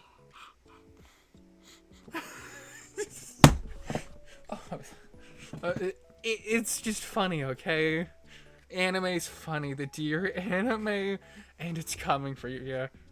I don't have like an in-depth explanation like I did with like Frieren and Shinibio and Spy X Family and why I like them. The explanation is as surface level as Jujutsu Kaisen. Jujutsu Kaisen is just peak like writing, animation, and character design. The characters look cool. This is just funny, dear girl. It's just funny. It's not trying to have a compelling story. It's just funny. It's comedy for the sake of comedy.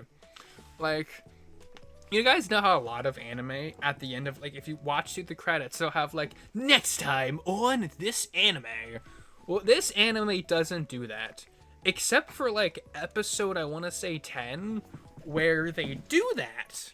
And the ending thing is Koshitan, the girl in blonde hair, comes to the deer club and is like, "Hey, where's Nogotan, the deer?" And they're like, "Who's Nogotan?"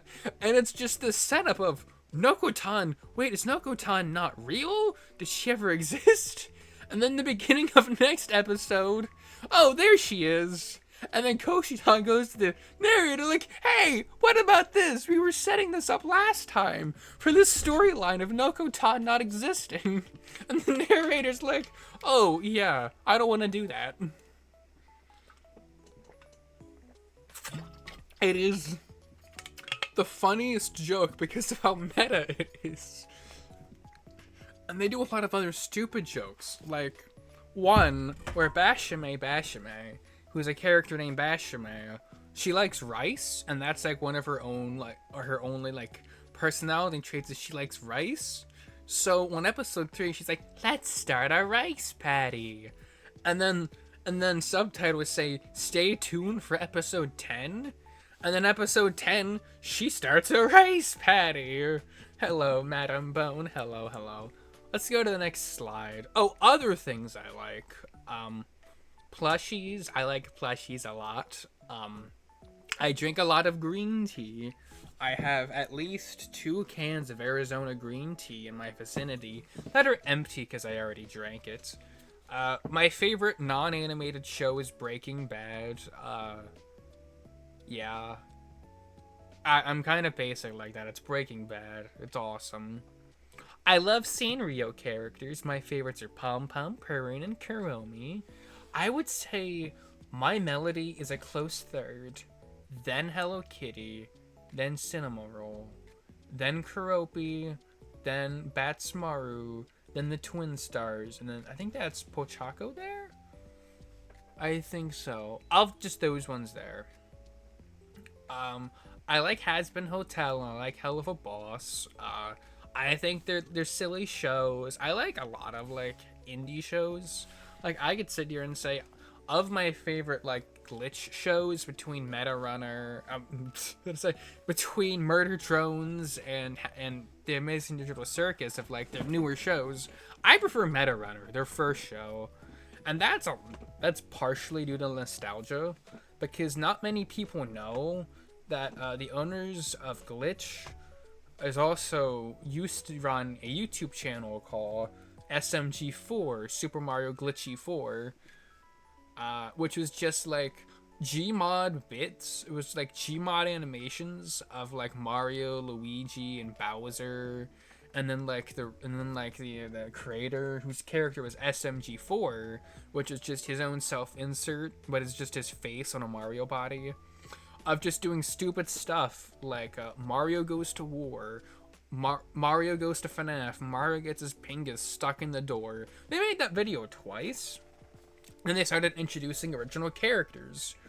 It used to be an SMG4, Super Mario 64, Machinima back then. Yeah, that's what it was before. It was Machinima, it was Gmod, it was that kind of stuff, you know. I think he did I know he does probably stuff in Blender or, what's it called? No, he didn't do SFM because he would have probably put SFM in the title, but you guys get the idea. That's the kind of stuff that he did. That's the kind of stuff he did before he went on to create Glitch. And they made their own original characters. One of them was Tari. She was a blue-haired girl with a robot arm. And then she had her own show called Meta Runner. It got 3 seasons on Glitch. It was basically a 3D anime. It's not one I could, You own the second largest SMG4 group on DeviantArt when I was 13. You don't have an account anymore, though? That's sad. That is very nostalgic to me, really, because I was growing up, maturing while I watched it. Then they added that, and that's kind of what got me into anime, because the Meta Runner was much more mature. Much more mature, because it was basically a young adult anime, but it was 3D. They weren't really doing 2D animations back then, and I can't say I recommend it, because the animation, compared to stuff the Amazing Digital Circus and Murder Drones and stuff, the animation is so much worse. But I don't see that as a bad thing because that was their first show. They were still doing like basic mocap stuff. They were still really figuring it out, you know. Meta Runner walked so the Amazing Doodle Circus could run. But I like Hazbin Hotel. I like Hell of a Boss. I love VR. I didn't put any VR games up here because not many people like the VR games I play on is popular. I like Waltz of the Wizard. I like Gorn. I on occasion play VR chat, and not really. You know, if my friends are on, I'll hang out with them. You know, but I mostly play just Gorn.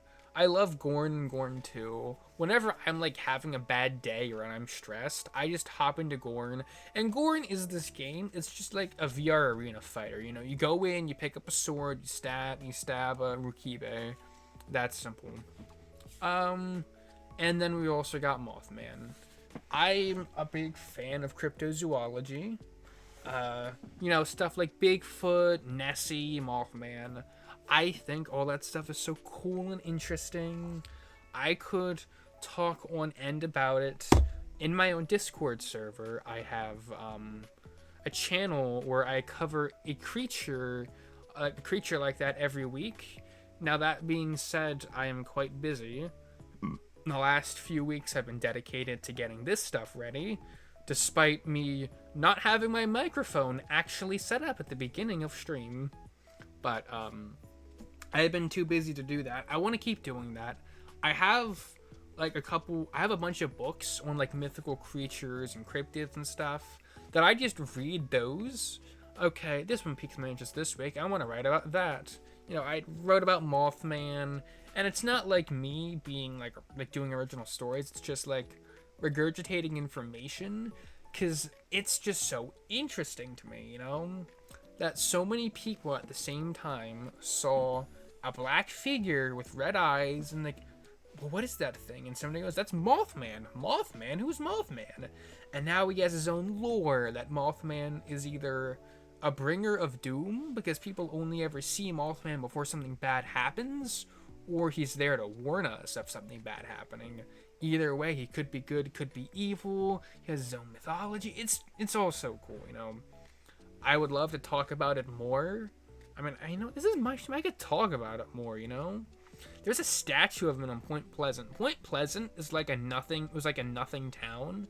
Then Mothman happened. They built a statue of it, and now it's a tourist town for Mothman. I want to go visit. I want to go visit the Mothman statue. If I ever do a face reveal, it's because it's me pointing at the Mothman statue because I am so happy and I don't feel like editing my face out. Because I want to show you guys that I gotta visit Mothman. I want to visit Mothman. He's so cute and stuff. Next slide. What do I stream? TF2. Just TF2. I will occasionally stream other stuff, but like most of the time, if I want to stream, I don't know what I'm gonna stream. It's gonna be TF2. I could just say like pretty much anything here. Like I have streamed Peggle, I've streamed Overwatch, I've streamed Balloons and Plants vs Zombies, I've streamed Inscription. Pretty much anything here is what I would stream, but primarily it's TF2, you know. I love the game. I don't have to keep talking about it. Next, Oshis. My many Oshis of the many streamers I watch. These ones aren't in any particular order. And so I'm going to go through them in the order that's here. There's Mother V3. She is her character is like an AI stuck in the machine. I don't know if it's like stuck, but she's in there willingly. Who kind of puts test experiments on her, bites on her viewers. And before, I wanted to for a while. Not actually stream with my voice, not to do a text-to-speech voice. The same way that Zentreya does it, she also does it. Of a text-to-speech like robot voice. We have Mini Komiyu here. She is a singer, and oh boy, do I love her singing. It is so awesome. I have a lot of... I could have put her here, because aside from these three and then the band I listen to a lot of like VTuber cover songs or like VTuber original songs. I listen to a lot of Minis because she has such a pretty singing voice. It is so it's like ear candy. It really is just ear candy. Lapis, you're clocking out. Who said you could leave? But I hope you have a nice night, Lapis. We have Chibi Doki here. I have, I'm not afraid to admit it, a weighted Chibi Doki plush that I snuggle like most nights. Because I have like a weighted blanket.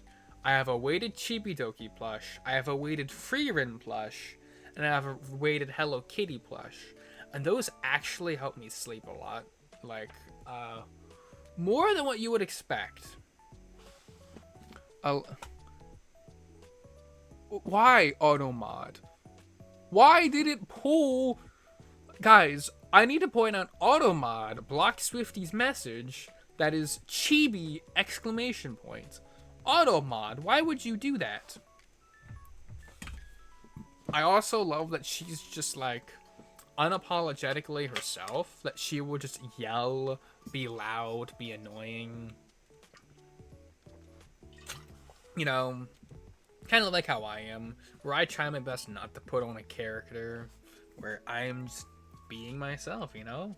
And that's how she is. She feels much more genuine than a lot of other, and I'm not saying like anybody here is putting up a character of like who they are on like how they act, but Chibi is just like herself, you know. She screams into the mic, she will just randomly scream stuff in Spanish.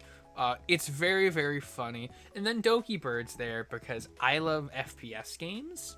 Like, I wouldn't call myself a big Marvel Rivals fan, but a lot of my friends play it, and every once in a while I watch her play it, or like whatever she's playing. And, you know, I just like shooters, and she plays a lot of shooters. She's an FPS streamer. The next two are like kind of joke conclusions. Is Doug and Coney, two people who are not VTubers, but for whatever reason have these models. Okay, so the context to this one is Coney is a Smash commentator, but he's just really like your typical like face cam streamer, your typical flesh tuber. But about 2 years ago, he entered a Tekken tournament, and he was assigned Doki Bird's team. And since then, they were friends. And then for like one of the Marvel Rivals tournaments, where he competed on Doki's team, he got this little Toad VTuber model, so he could technically be considered a VTuber on like the 3 times he ever used that. And then Doug here is just kind of a joke because it's his chair, because his chat likes it when he's not there and he just has this chair, so he is the chair VTuber model. I thought they were just both too funny not to include, because they are both like YouTubers who I have been watching before I've watched like VTubers. Like, if I were to say what streamer made me want to like look at like Twitch streaming and go, wow, that's awesome, that's fun, I want to do that, I would say Doug would be like the first streamer that would really come to mind. Like, I could say, yeah, everybody here is like, I look up to these guys, I want to be full-time streamers like them, they are awesome. But like Doug is like the guy who I watched is like, wow, this guy's a YouTuber and a Twitch streamer? That's awesome. I want to do that. This guy just plays like GTA 5 and just throws mods that spawn cheese and let him kill Fondle and like fly around in Skyrim and do whatever he wants, and it's awesome. I say that as somebody who doesn't play Skyrim. I also put down the Neuro Twins and Vettel. Many of you know I love the Neuro Twins. They're just so adorable. They're little adorable beans. I want to hedge pat both of them. And then there's the femboy Vettel. They're awesome. Of any VTuber, I actually have the most plushies of them because I have 2 Neuro plushies, I have an evil plushie and a bootleg evil plushie because I got scammed on eBay. I have the Vettel plushie, and I have Emma T Tiger. Thank you for the follow. Thank you. And I have the evil hoodie, which is from the Evil and Camilla like doing the cover of the song Evil, and I have the Duality shirt of the one that's like, "Oh, I'm doing good, Emma. How are you?" I have the Duality shirt that on the one side is like, if like you like have like, it's like a Neurosama shirt, but if you flip it inside out, it's an Evil shirt. It's really cool. And then on Evil's birthday, of course, I ordered the bundle. And this last one, I'm sure half of you have probably never seen before. This is Chonky Lotus. She is a very wonderful and very popular trans VTuber who is like somebody who I really look up to as thank you, as another member of the transgender community and as a streamer, because a lot of like, especially in the VTuber space, a lot of people in the VTuber space are just woman, you know, just plain old woman. So seeing one that is just like me, who's gone through the struggles I have, and persevered and thrived despite it, is something that I can really look up to. It's awesome. Now I have one slide after this. This next slide was actually the hardest slide for me to make because I wanted to put so many people on this slide. If I put as many people as that I have written down, you wouldn't be able to see the images. But the next slide is dedicated to my friends in the streaming space who are important to me. And this is not all of them. If I could include all of them, you wouldn't be able to see them all. But many of these people, you guys are in chat or you recognize. So you have Tiny Moondrop, Low Tier Fox, aka Zeke, Basil Plant Boy, Boneable, Madam Bone, Noob Nugget, Tuesdeck, who isn't really like a VTuber. He doesn't really have a VTuber. Like, that's why I just took a screenshot of his Discord, and of course my friends at the V-Shroomers. And I do actually have something here. I have here, let me pull this up. I'm gonna put this into chat. This link I'm putting into chat is a Google document. Anybody who clicks the link can see this. This is a list of a lot of just any VTuber, of the VTubers who in the last 2 years of me streaming have had an impact on my life, both as a person and as a streamer.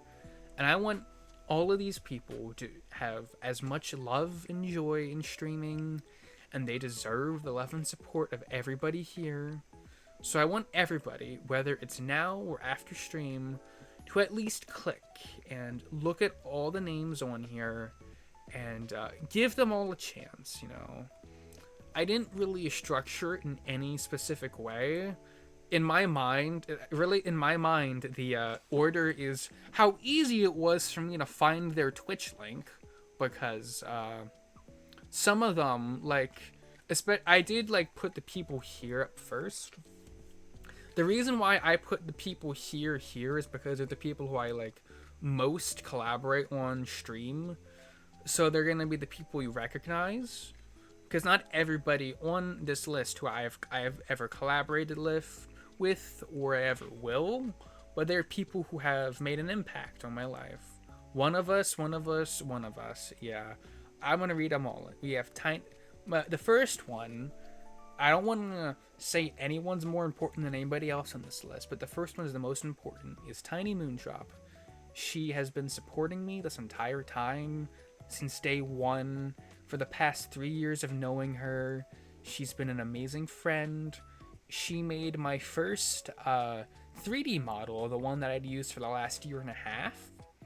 And she did it for free for me, out of the kindness of her heart. She had to really learn how to use Vroid, because my model was so complicated to make. I don't know, she would know, but like, from at least from my perspective, she had to literally create the mushroom hat that is on my head out of like hair pieces, if I'm correct, and like make him into a circle or whatever. I have no idea how she did it, but she did. She took a long time on it, and I am so grateful that she's my friend and that I've always had her to support me, and I hope I always have her support. Next is Low Tier Fox, also known as Zeke. He's right here. He is just as important to me. He didn't make my model, obviously, Moon did, but the two of them are friends, they're my friends, and they're both people who I often stream with. They're both people who I can't see my life without them, and I don't want a life without them. They are just too integral to my life, to my development as a person, because I would be a very different person. I would not be here streaming if it weren't for these two. Always there to support me, always there to lift me up, always there to encourage me. Anytime I had a bad day, anytime I had a bad stream, anytime something went wrong, there are two of the people there who are always there for me. And I want to give an honorable mention to Vanny. He's another friend of like these two and mine. He's not a Twitch streamer. I wanted to put him here, but it wouldn't make sense because he's not a streamer. And it wouldn't make sense to you guys if I started listing all my friends who helped me. It makes sense to you if I do other streamers, because these are people you would see. But Vanny, I have no words for the impact he's done for me.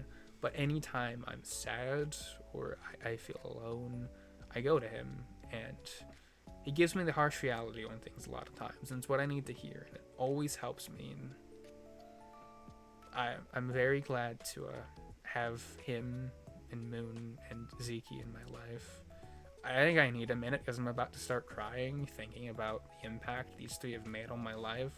That they're like three of the most important people to me, other than my partner and like my like blood related family, because these three people are just my family. Like, there's just no way around it. They are family to me. I need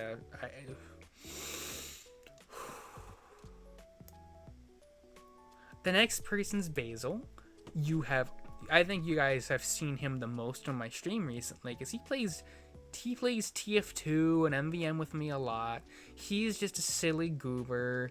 He's somebody who he was one of my first supporters when I was him and Tuesdack especially were like two early supporters of mine. So were you, Pan Man. I don't think I didn't see you there in chat, but they are people there who were there very early on in my streaming career, other than the people I just mentioned who are have always been there to uplift me and support me, and I want them to be around. And then we have Boneable, Madam Bone. We have Boneable here, Madam Bone, and Noob Nugget are three, just like me, trans VTubers, my friends, and such wonderful people to have around that I'm very glad that they are my friends. I'm very glad that I'm able to call them my peers on Twitch and my friends. And I hope that if I ever find success in streaming, that these people here are the people who I want to be like up there with me. I don't see a world where I have like breakout success and I'm not still talking about the people here. And then I wanted to add a lot of the people from my friends at the V-Shroomers, but I like was writing them down, who I want to put on here, what PNGs I have to find, and I realized I wouldn't be able to fit them all, so I did make this list here. I'm actually going to pin that. I realized there's no context to it. I forgot to write context to it because I just said it out loud. But they're all there. I didn't put everybody in the Discord server there, just the people who I am like I'm like friends with, and they have helped me or impacted me, you know. Because here is what, almost 100 people there, and even though I've been there a year and a half, there's still a lot of people there who are just not active. And that's not a bad thing, you know. It's just, it wouldn't make sense to me to put somebody who's there but not active as important to me, because that would also kind of downplay the people who are there. And this is not about just every streamer ever who I've ever interacted with. This is about the people who've been there and have helped me and impacted me. This list is alphabetical because that's just easy, you know. I have Karen Cortis, Miltendo, Mushhog, Mush the Mellow, Princess Mossy, Cordy Cap, M. Celia. I'm gonna put slight emphasis on M. Celia. She was the one who invited me to the V Shroomers. Thank you, thank you. I wouldn't have any of these friends if it weren't for you. Mycelia Corpus, Draco Shroop, and of course, One Up Gamer, one of the more recent additions, somebody who I found and brought here. You were all, I am very thankful to have a group of streamers who are streamers like me, who are all mushrooms, who we all get along, all like nerdy goobers who can just chat and hang out. Next is Cheesy Whiz. Cheesy, I wanted to put you up here, but I ran out of room. I'm sorry. You, Cheesy, are a great friend. Cheesy Whiz is a great friend. Friends with these two. I'm not personally as close with him as I am with these two, but he is still a great friend, somebody who I've collaborated with before, who I hope to do more with, who I am very glad is a friend. With everybody else, I don't have as much emotional things to say, especially around with the other ones, but Solid Snuck and Succubus Ace, both friends of mine, both friends of Basil. We're all just a bunch of funny goobers. Snuck has not streamed yet, but is gearing up to. And I really want everybody to go follow. I really want everybody here to go follow everybody there if you haven't already, because they all deserve love and care. Hello, Snuck. Yes, yes. I am singling you out. You have not started streaming yet, but I know you are going to soon, and you are a dear friend of mine, so I had to put you on the list. Grave Meat, and Vero Koshi are so Grave Meat there right after Succubus Ace, and if you go down, is one of the more recent people I've been commissioning, and also is another streamer buddy of mine. Very, very nice. And I'm gonna jump down 1, 2, 3, 4, 5, 6, 7, 8, 9 to Vero Koshiki. He deserves a lot of like props and praise, because he was actually the first artist I ever worked with for stream related art. He made my first reactive, which also happens to be a keychain that I own that he made and then mailed to me. I ordered a lot of them and I gave to some of my friends. Little keychains of my like original 1.0 design, and he also made my original emotes that I used on here. Now I have now since 100% retired, because I don't have any more emote slots on my Discord server, and I just barely, after taking those out and the red ones out, I just barely had enough for all of my new ones. Next would be Aurori Bun, is a VTuber friend of mine. We talk, we hang out, we have talked about streaming together, but we've never had time to. A lot of people here are just like around this bottom area are not any less important, but they are people who I am friends with, who I hang out with, who I'm happy to know. People like Aurori Bun, Candy Cabot, Jets Fantasy, Banshee Cuties, Henry Bun, Krista Cat Toon, May Morton, Swifty, Crystalline, Just Sharky, Robin Redgrave, and those are all people who I am like, I wouldn't say close friends with, but they're good friends of mine who I am glad to know, who are always there to uplift me and help me and make me feel better. And that's all you really need in a friendship. I did skip over Kura. Kura's stinky. If you were here yesterday, he's the one who roped me into streaming Overwatch yesterday. He's stinky, and they're also a very great friend. I'm very glad to know them. And that, oh no, ads, oh no.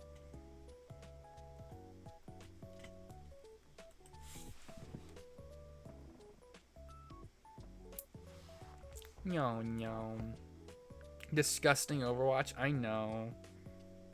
I know Overwatch is quite gross. It is the grossest thing in the world. But not the ads. Well, how is everybody who's not in ad hell doing today? I want to just chat with you a little bit now that I'm waiting for ads. Got 3 minutes of ads. I wish I could reduce it, but Twitch... The thing is, if I could technically turn off ads, but if you do, Twitch stops, like, advertising you to people. Where, if you turn down ads, and you, like, if you turn off ads, or you turn down ads, Twitch does, like, stops recommending you to people. And I think that's messed up, and I would take ads off if I could. And obviously, I am not streaming for the money or anything, or like I guess kind of the fame. But like, I do want to make this a full-time thing one day in the far future. So to do that, I do need to be recommended to people. So it's an unhealthy cycle of either have ads and have people miss out on 3 minutes, and still be able to be recommended to people, or not have ads and then don't get recommendations. And normally I would say that doesn't work, but I got a decent amount of followers the last couple streams, so I like to think it works. And if I ever could, I would just be like Moist Critical and completely turn off ads, but I can't. I will save talking about the last 3 links until for when ads are over. But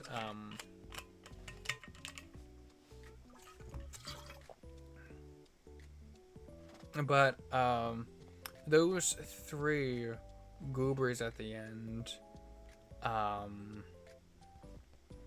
they're very, very, very, very important.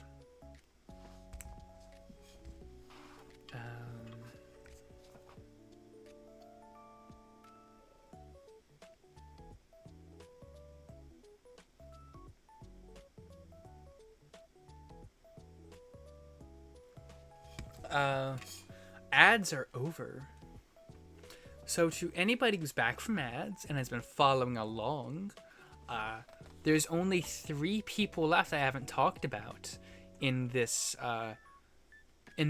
wonderful lineup of my friends, being Decent Sized Tree, Remizu, and Not a Sea Turtle.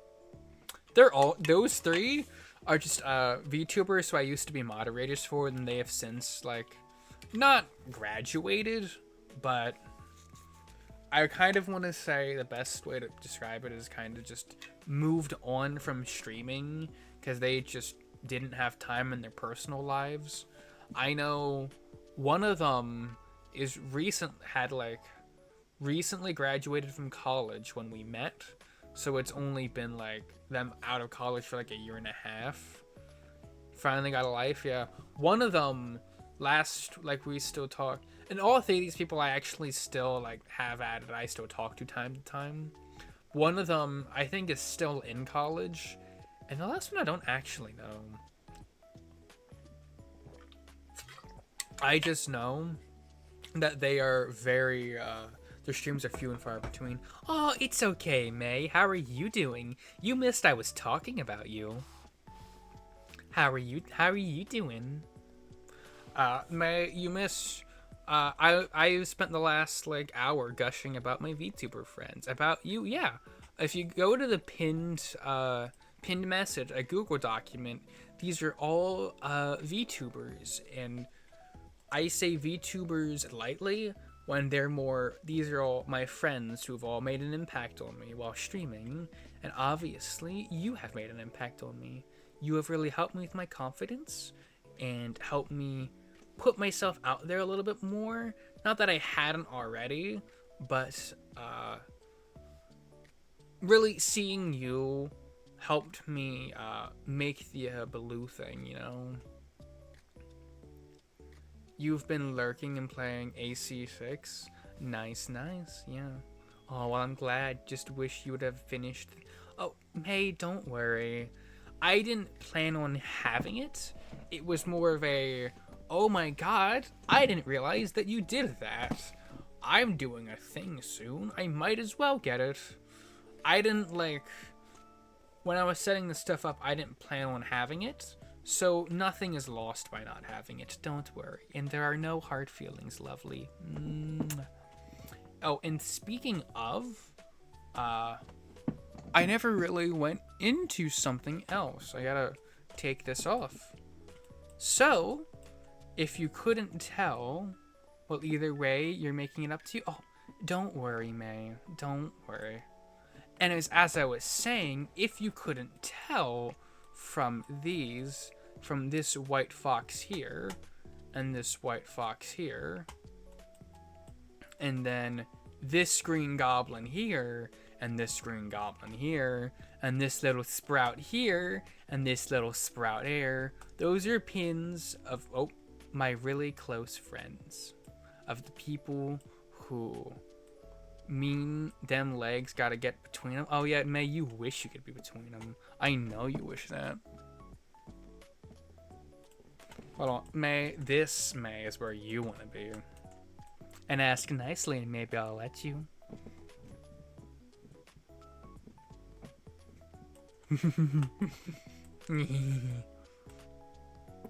Booing? What do you mean? Okay, you want to be down here then? Nibbles. You know what, May? Just for that. Okay, guys. Oh, no, no. Like a cartoon. Anyways, I was getting derailed. I was talking about all of these people and to snacks where the table bounces around. Oh my god, May. You are unhinged today. Anyways, I want everybody at some point to open up that document and maybe after stream or on your second monitor, go and check out each person's whose Twitch channel is linked here, because all of them deserve your love and support. Maybe drop them a follow. You don't have to. Go look at them, look at their vibe, see if you vibe with it.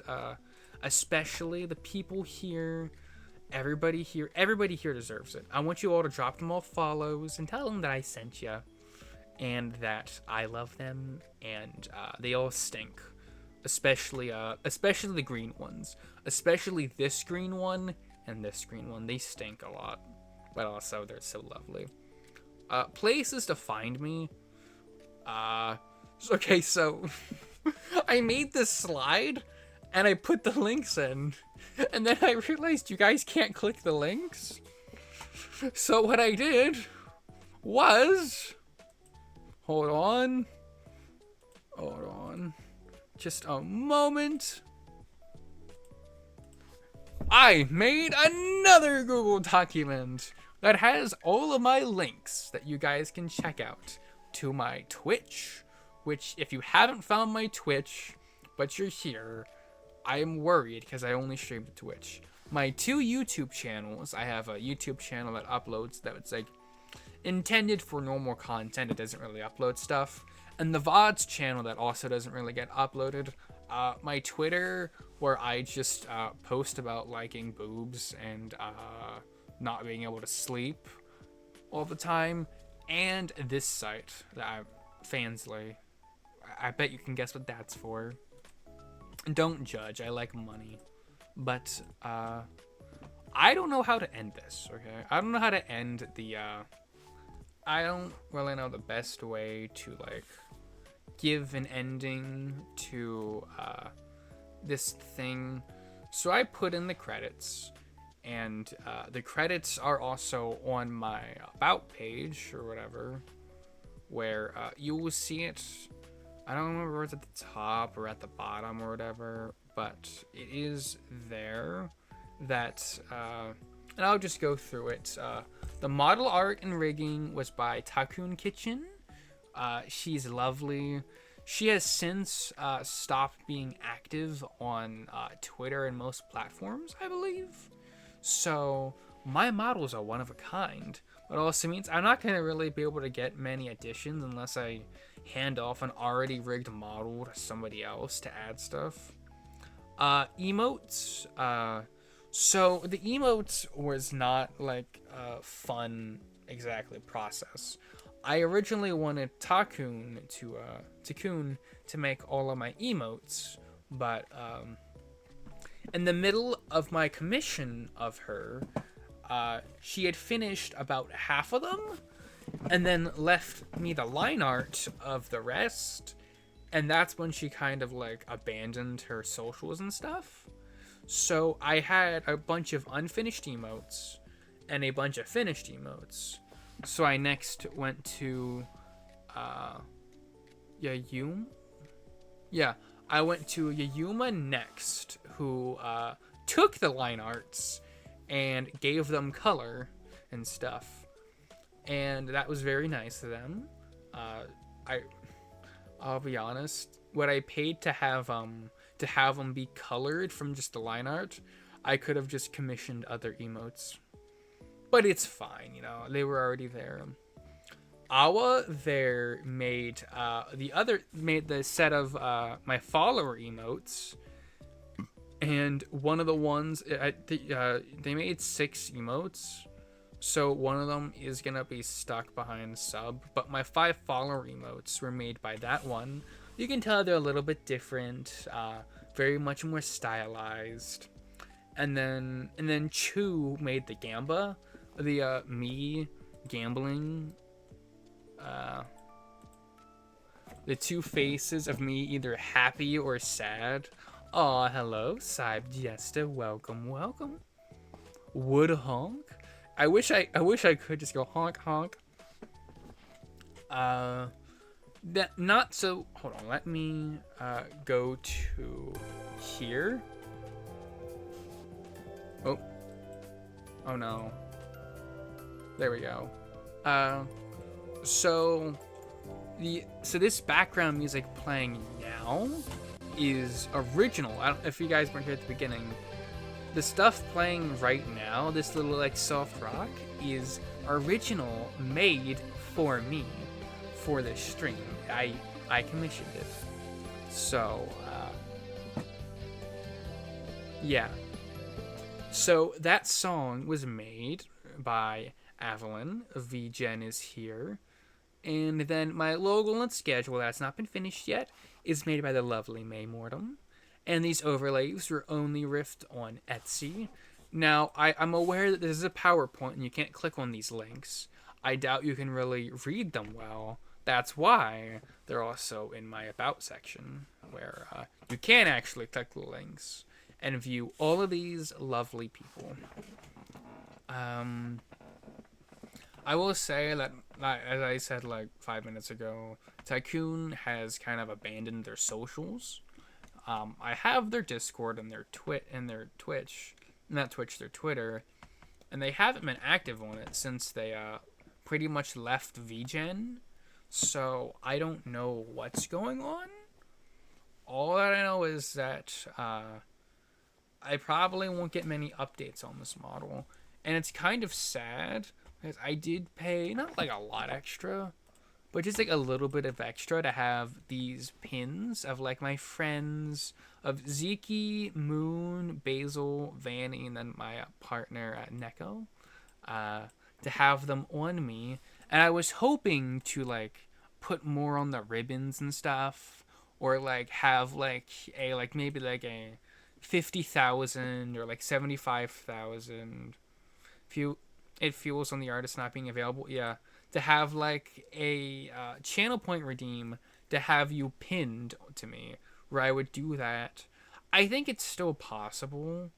Like if I'm gonna do. I don't like that. Hold on. If I were to do this, if I do the head pat, now I'm just head patting myself. That is like a type of like you showed up for the very ass end, but you're looking great. Thank you. So like stuff like that is stuff that you can implement on VTube Studio. I can probably have somebody make pins and stuff that I can just like attach to my model as separate item entities.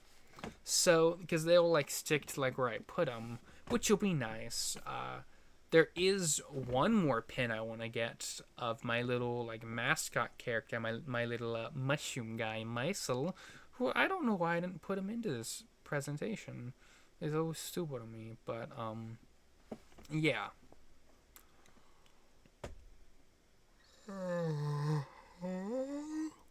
Jeez, that's my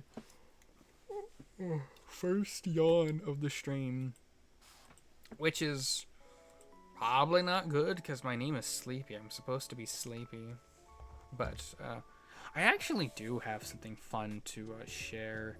I recently ordered AG1.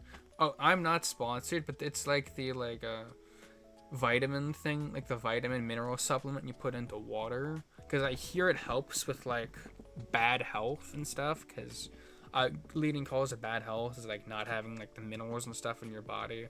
And I kind of realized I don't have the healthiest of diet. I am very much in shape. I just don't eat enough, and when I do, it's mostly snacks. So I think that'll help me, because I hear that helps with energy and headaches and stuff by like having the proper nutrition and stuff. Perhaps you should just eat better. Yeah, maybe I should, but I don't want to. But I mean I could. I'm not gonna act like I don't eat or anything. I'll hydrate. Okay, I'll hydrate. I have the ability to. I just don't know how to make food, so I just eat whatever my parents make. And if they don't make anything, because they're not feeling up to it, which is completely fine, it's just up to me to make my own dinner. And half the time it's like DoorDashing a burger or ordering a pizza, or just like heating up like frozen corn dogs from the freezer. Not the healthiest stuff, you know. Now, in somewhat fairness to myself, I do have a physically active job, so that does keep me active like all day, and I just do eat a lot of protein and stuff, so that does help. But hey, hopefully that'll help, and maybe it'll make me look slightly better, slightly more muscular, and then people will definitely want to follow the Fansly and stuff. Oh no. Honestly, I think I would rather people sub to me on here than sub to Fansly, because I make more content here. Forge hydrates it. I only had one drink. Fine. I'll take more sips. Pan, you lovable rapscallion, you. One more sip. There we go. But I didn't really give thanks here, but I do want to thank Panman, and I want to thank Metal Master. Those are two of my lovely moderators and great friends. What am I actually saying? Pandyman, you're never here. You never moderate the chat. Why am I thanking you? Metal Master, on the other hand, is my head moderator, a great friend of mine, and is always, if I stream earlier in the day, he's here and usually here to help, but due to my own schedule, he was too eepy after work. No, in all fairness, so was I. I could have technically like gone live an hour after work, but I was just so eepy I needed to like rest and recover.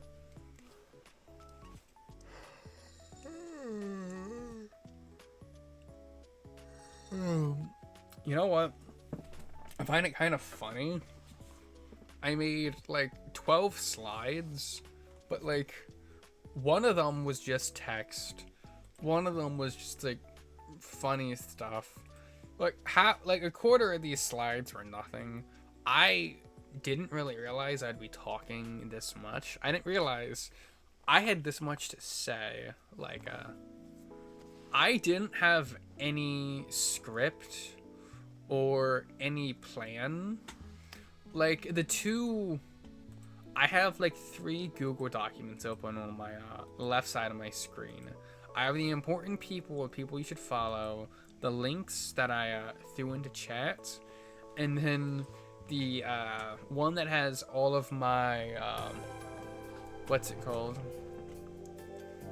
I can't even think. That has all of my credits on it. But gee, whoa, what the fuck? The one time I'm like busy on stream, my D&D group chat is blowing up with people talking, and now after stream I have to read it all. I don't want to do that, but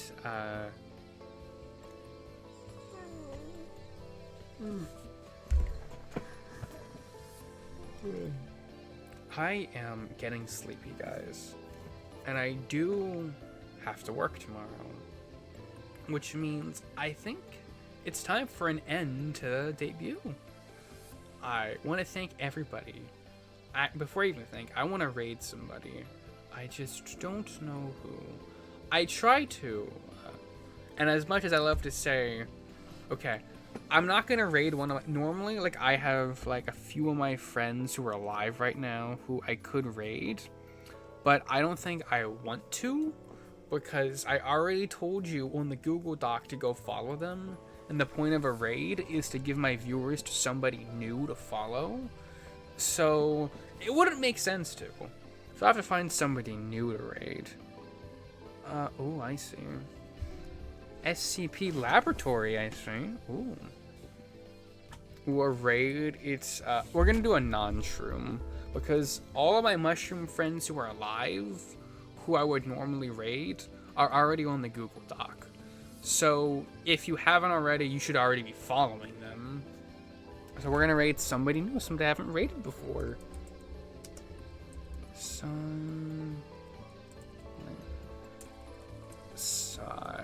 Links underscore. Oh, whoa. And before I do start the raid, there's a Google Doc. Now it's the Goober Doc. Yeah, it's the Goober Doc. But I really want to thank everybody who came out tonight. Nintendo, Panman, Swifty, Faylene, May, Madam Bone, Snuck, I'm scrolling through, Emma T. Tiger, Lapis and Moon, Jets, Dino Rabbit, Freya, Chris, Cell, Tuesday, Kib the Barbarian, TF2 Autumn, and thank you so much for the raid, Draco. You are so lovely, and Rudy, and Ace, and anybody else. I just scrolled up. I'm doing roll call. I'm saying I love and I care all about you guys, and thank you all for coming. I was just scrolling up through my stream chat to see any names, because I am bad at remembering names. But I just wanna thank you all. This is so much better than I expected, and I was so nervous going into this, but having you guys here really helped. And thank you all for coming by. And I will see you all very, very soon. Bye bye.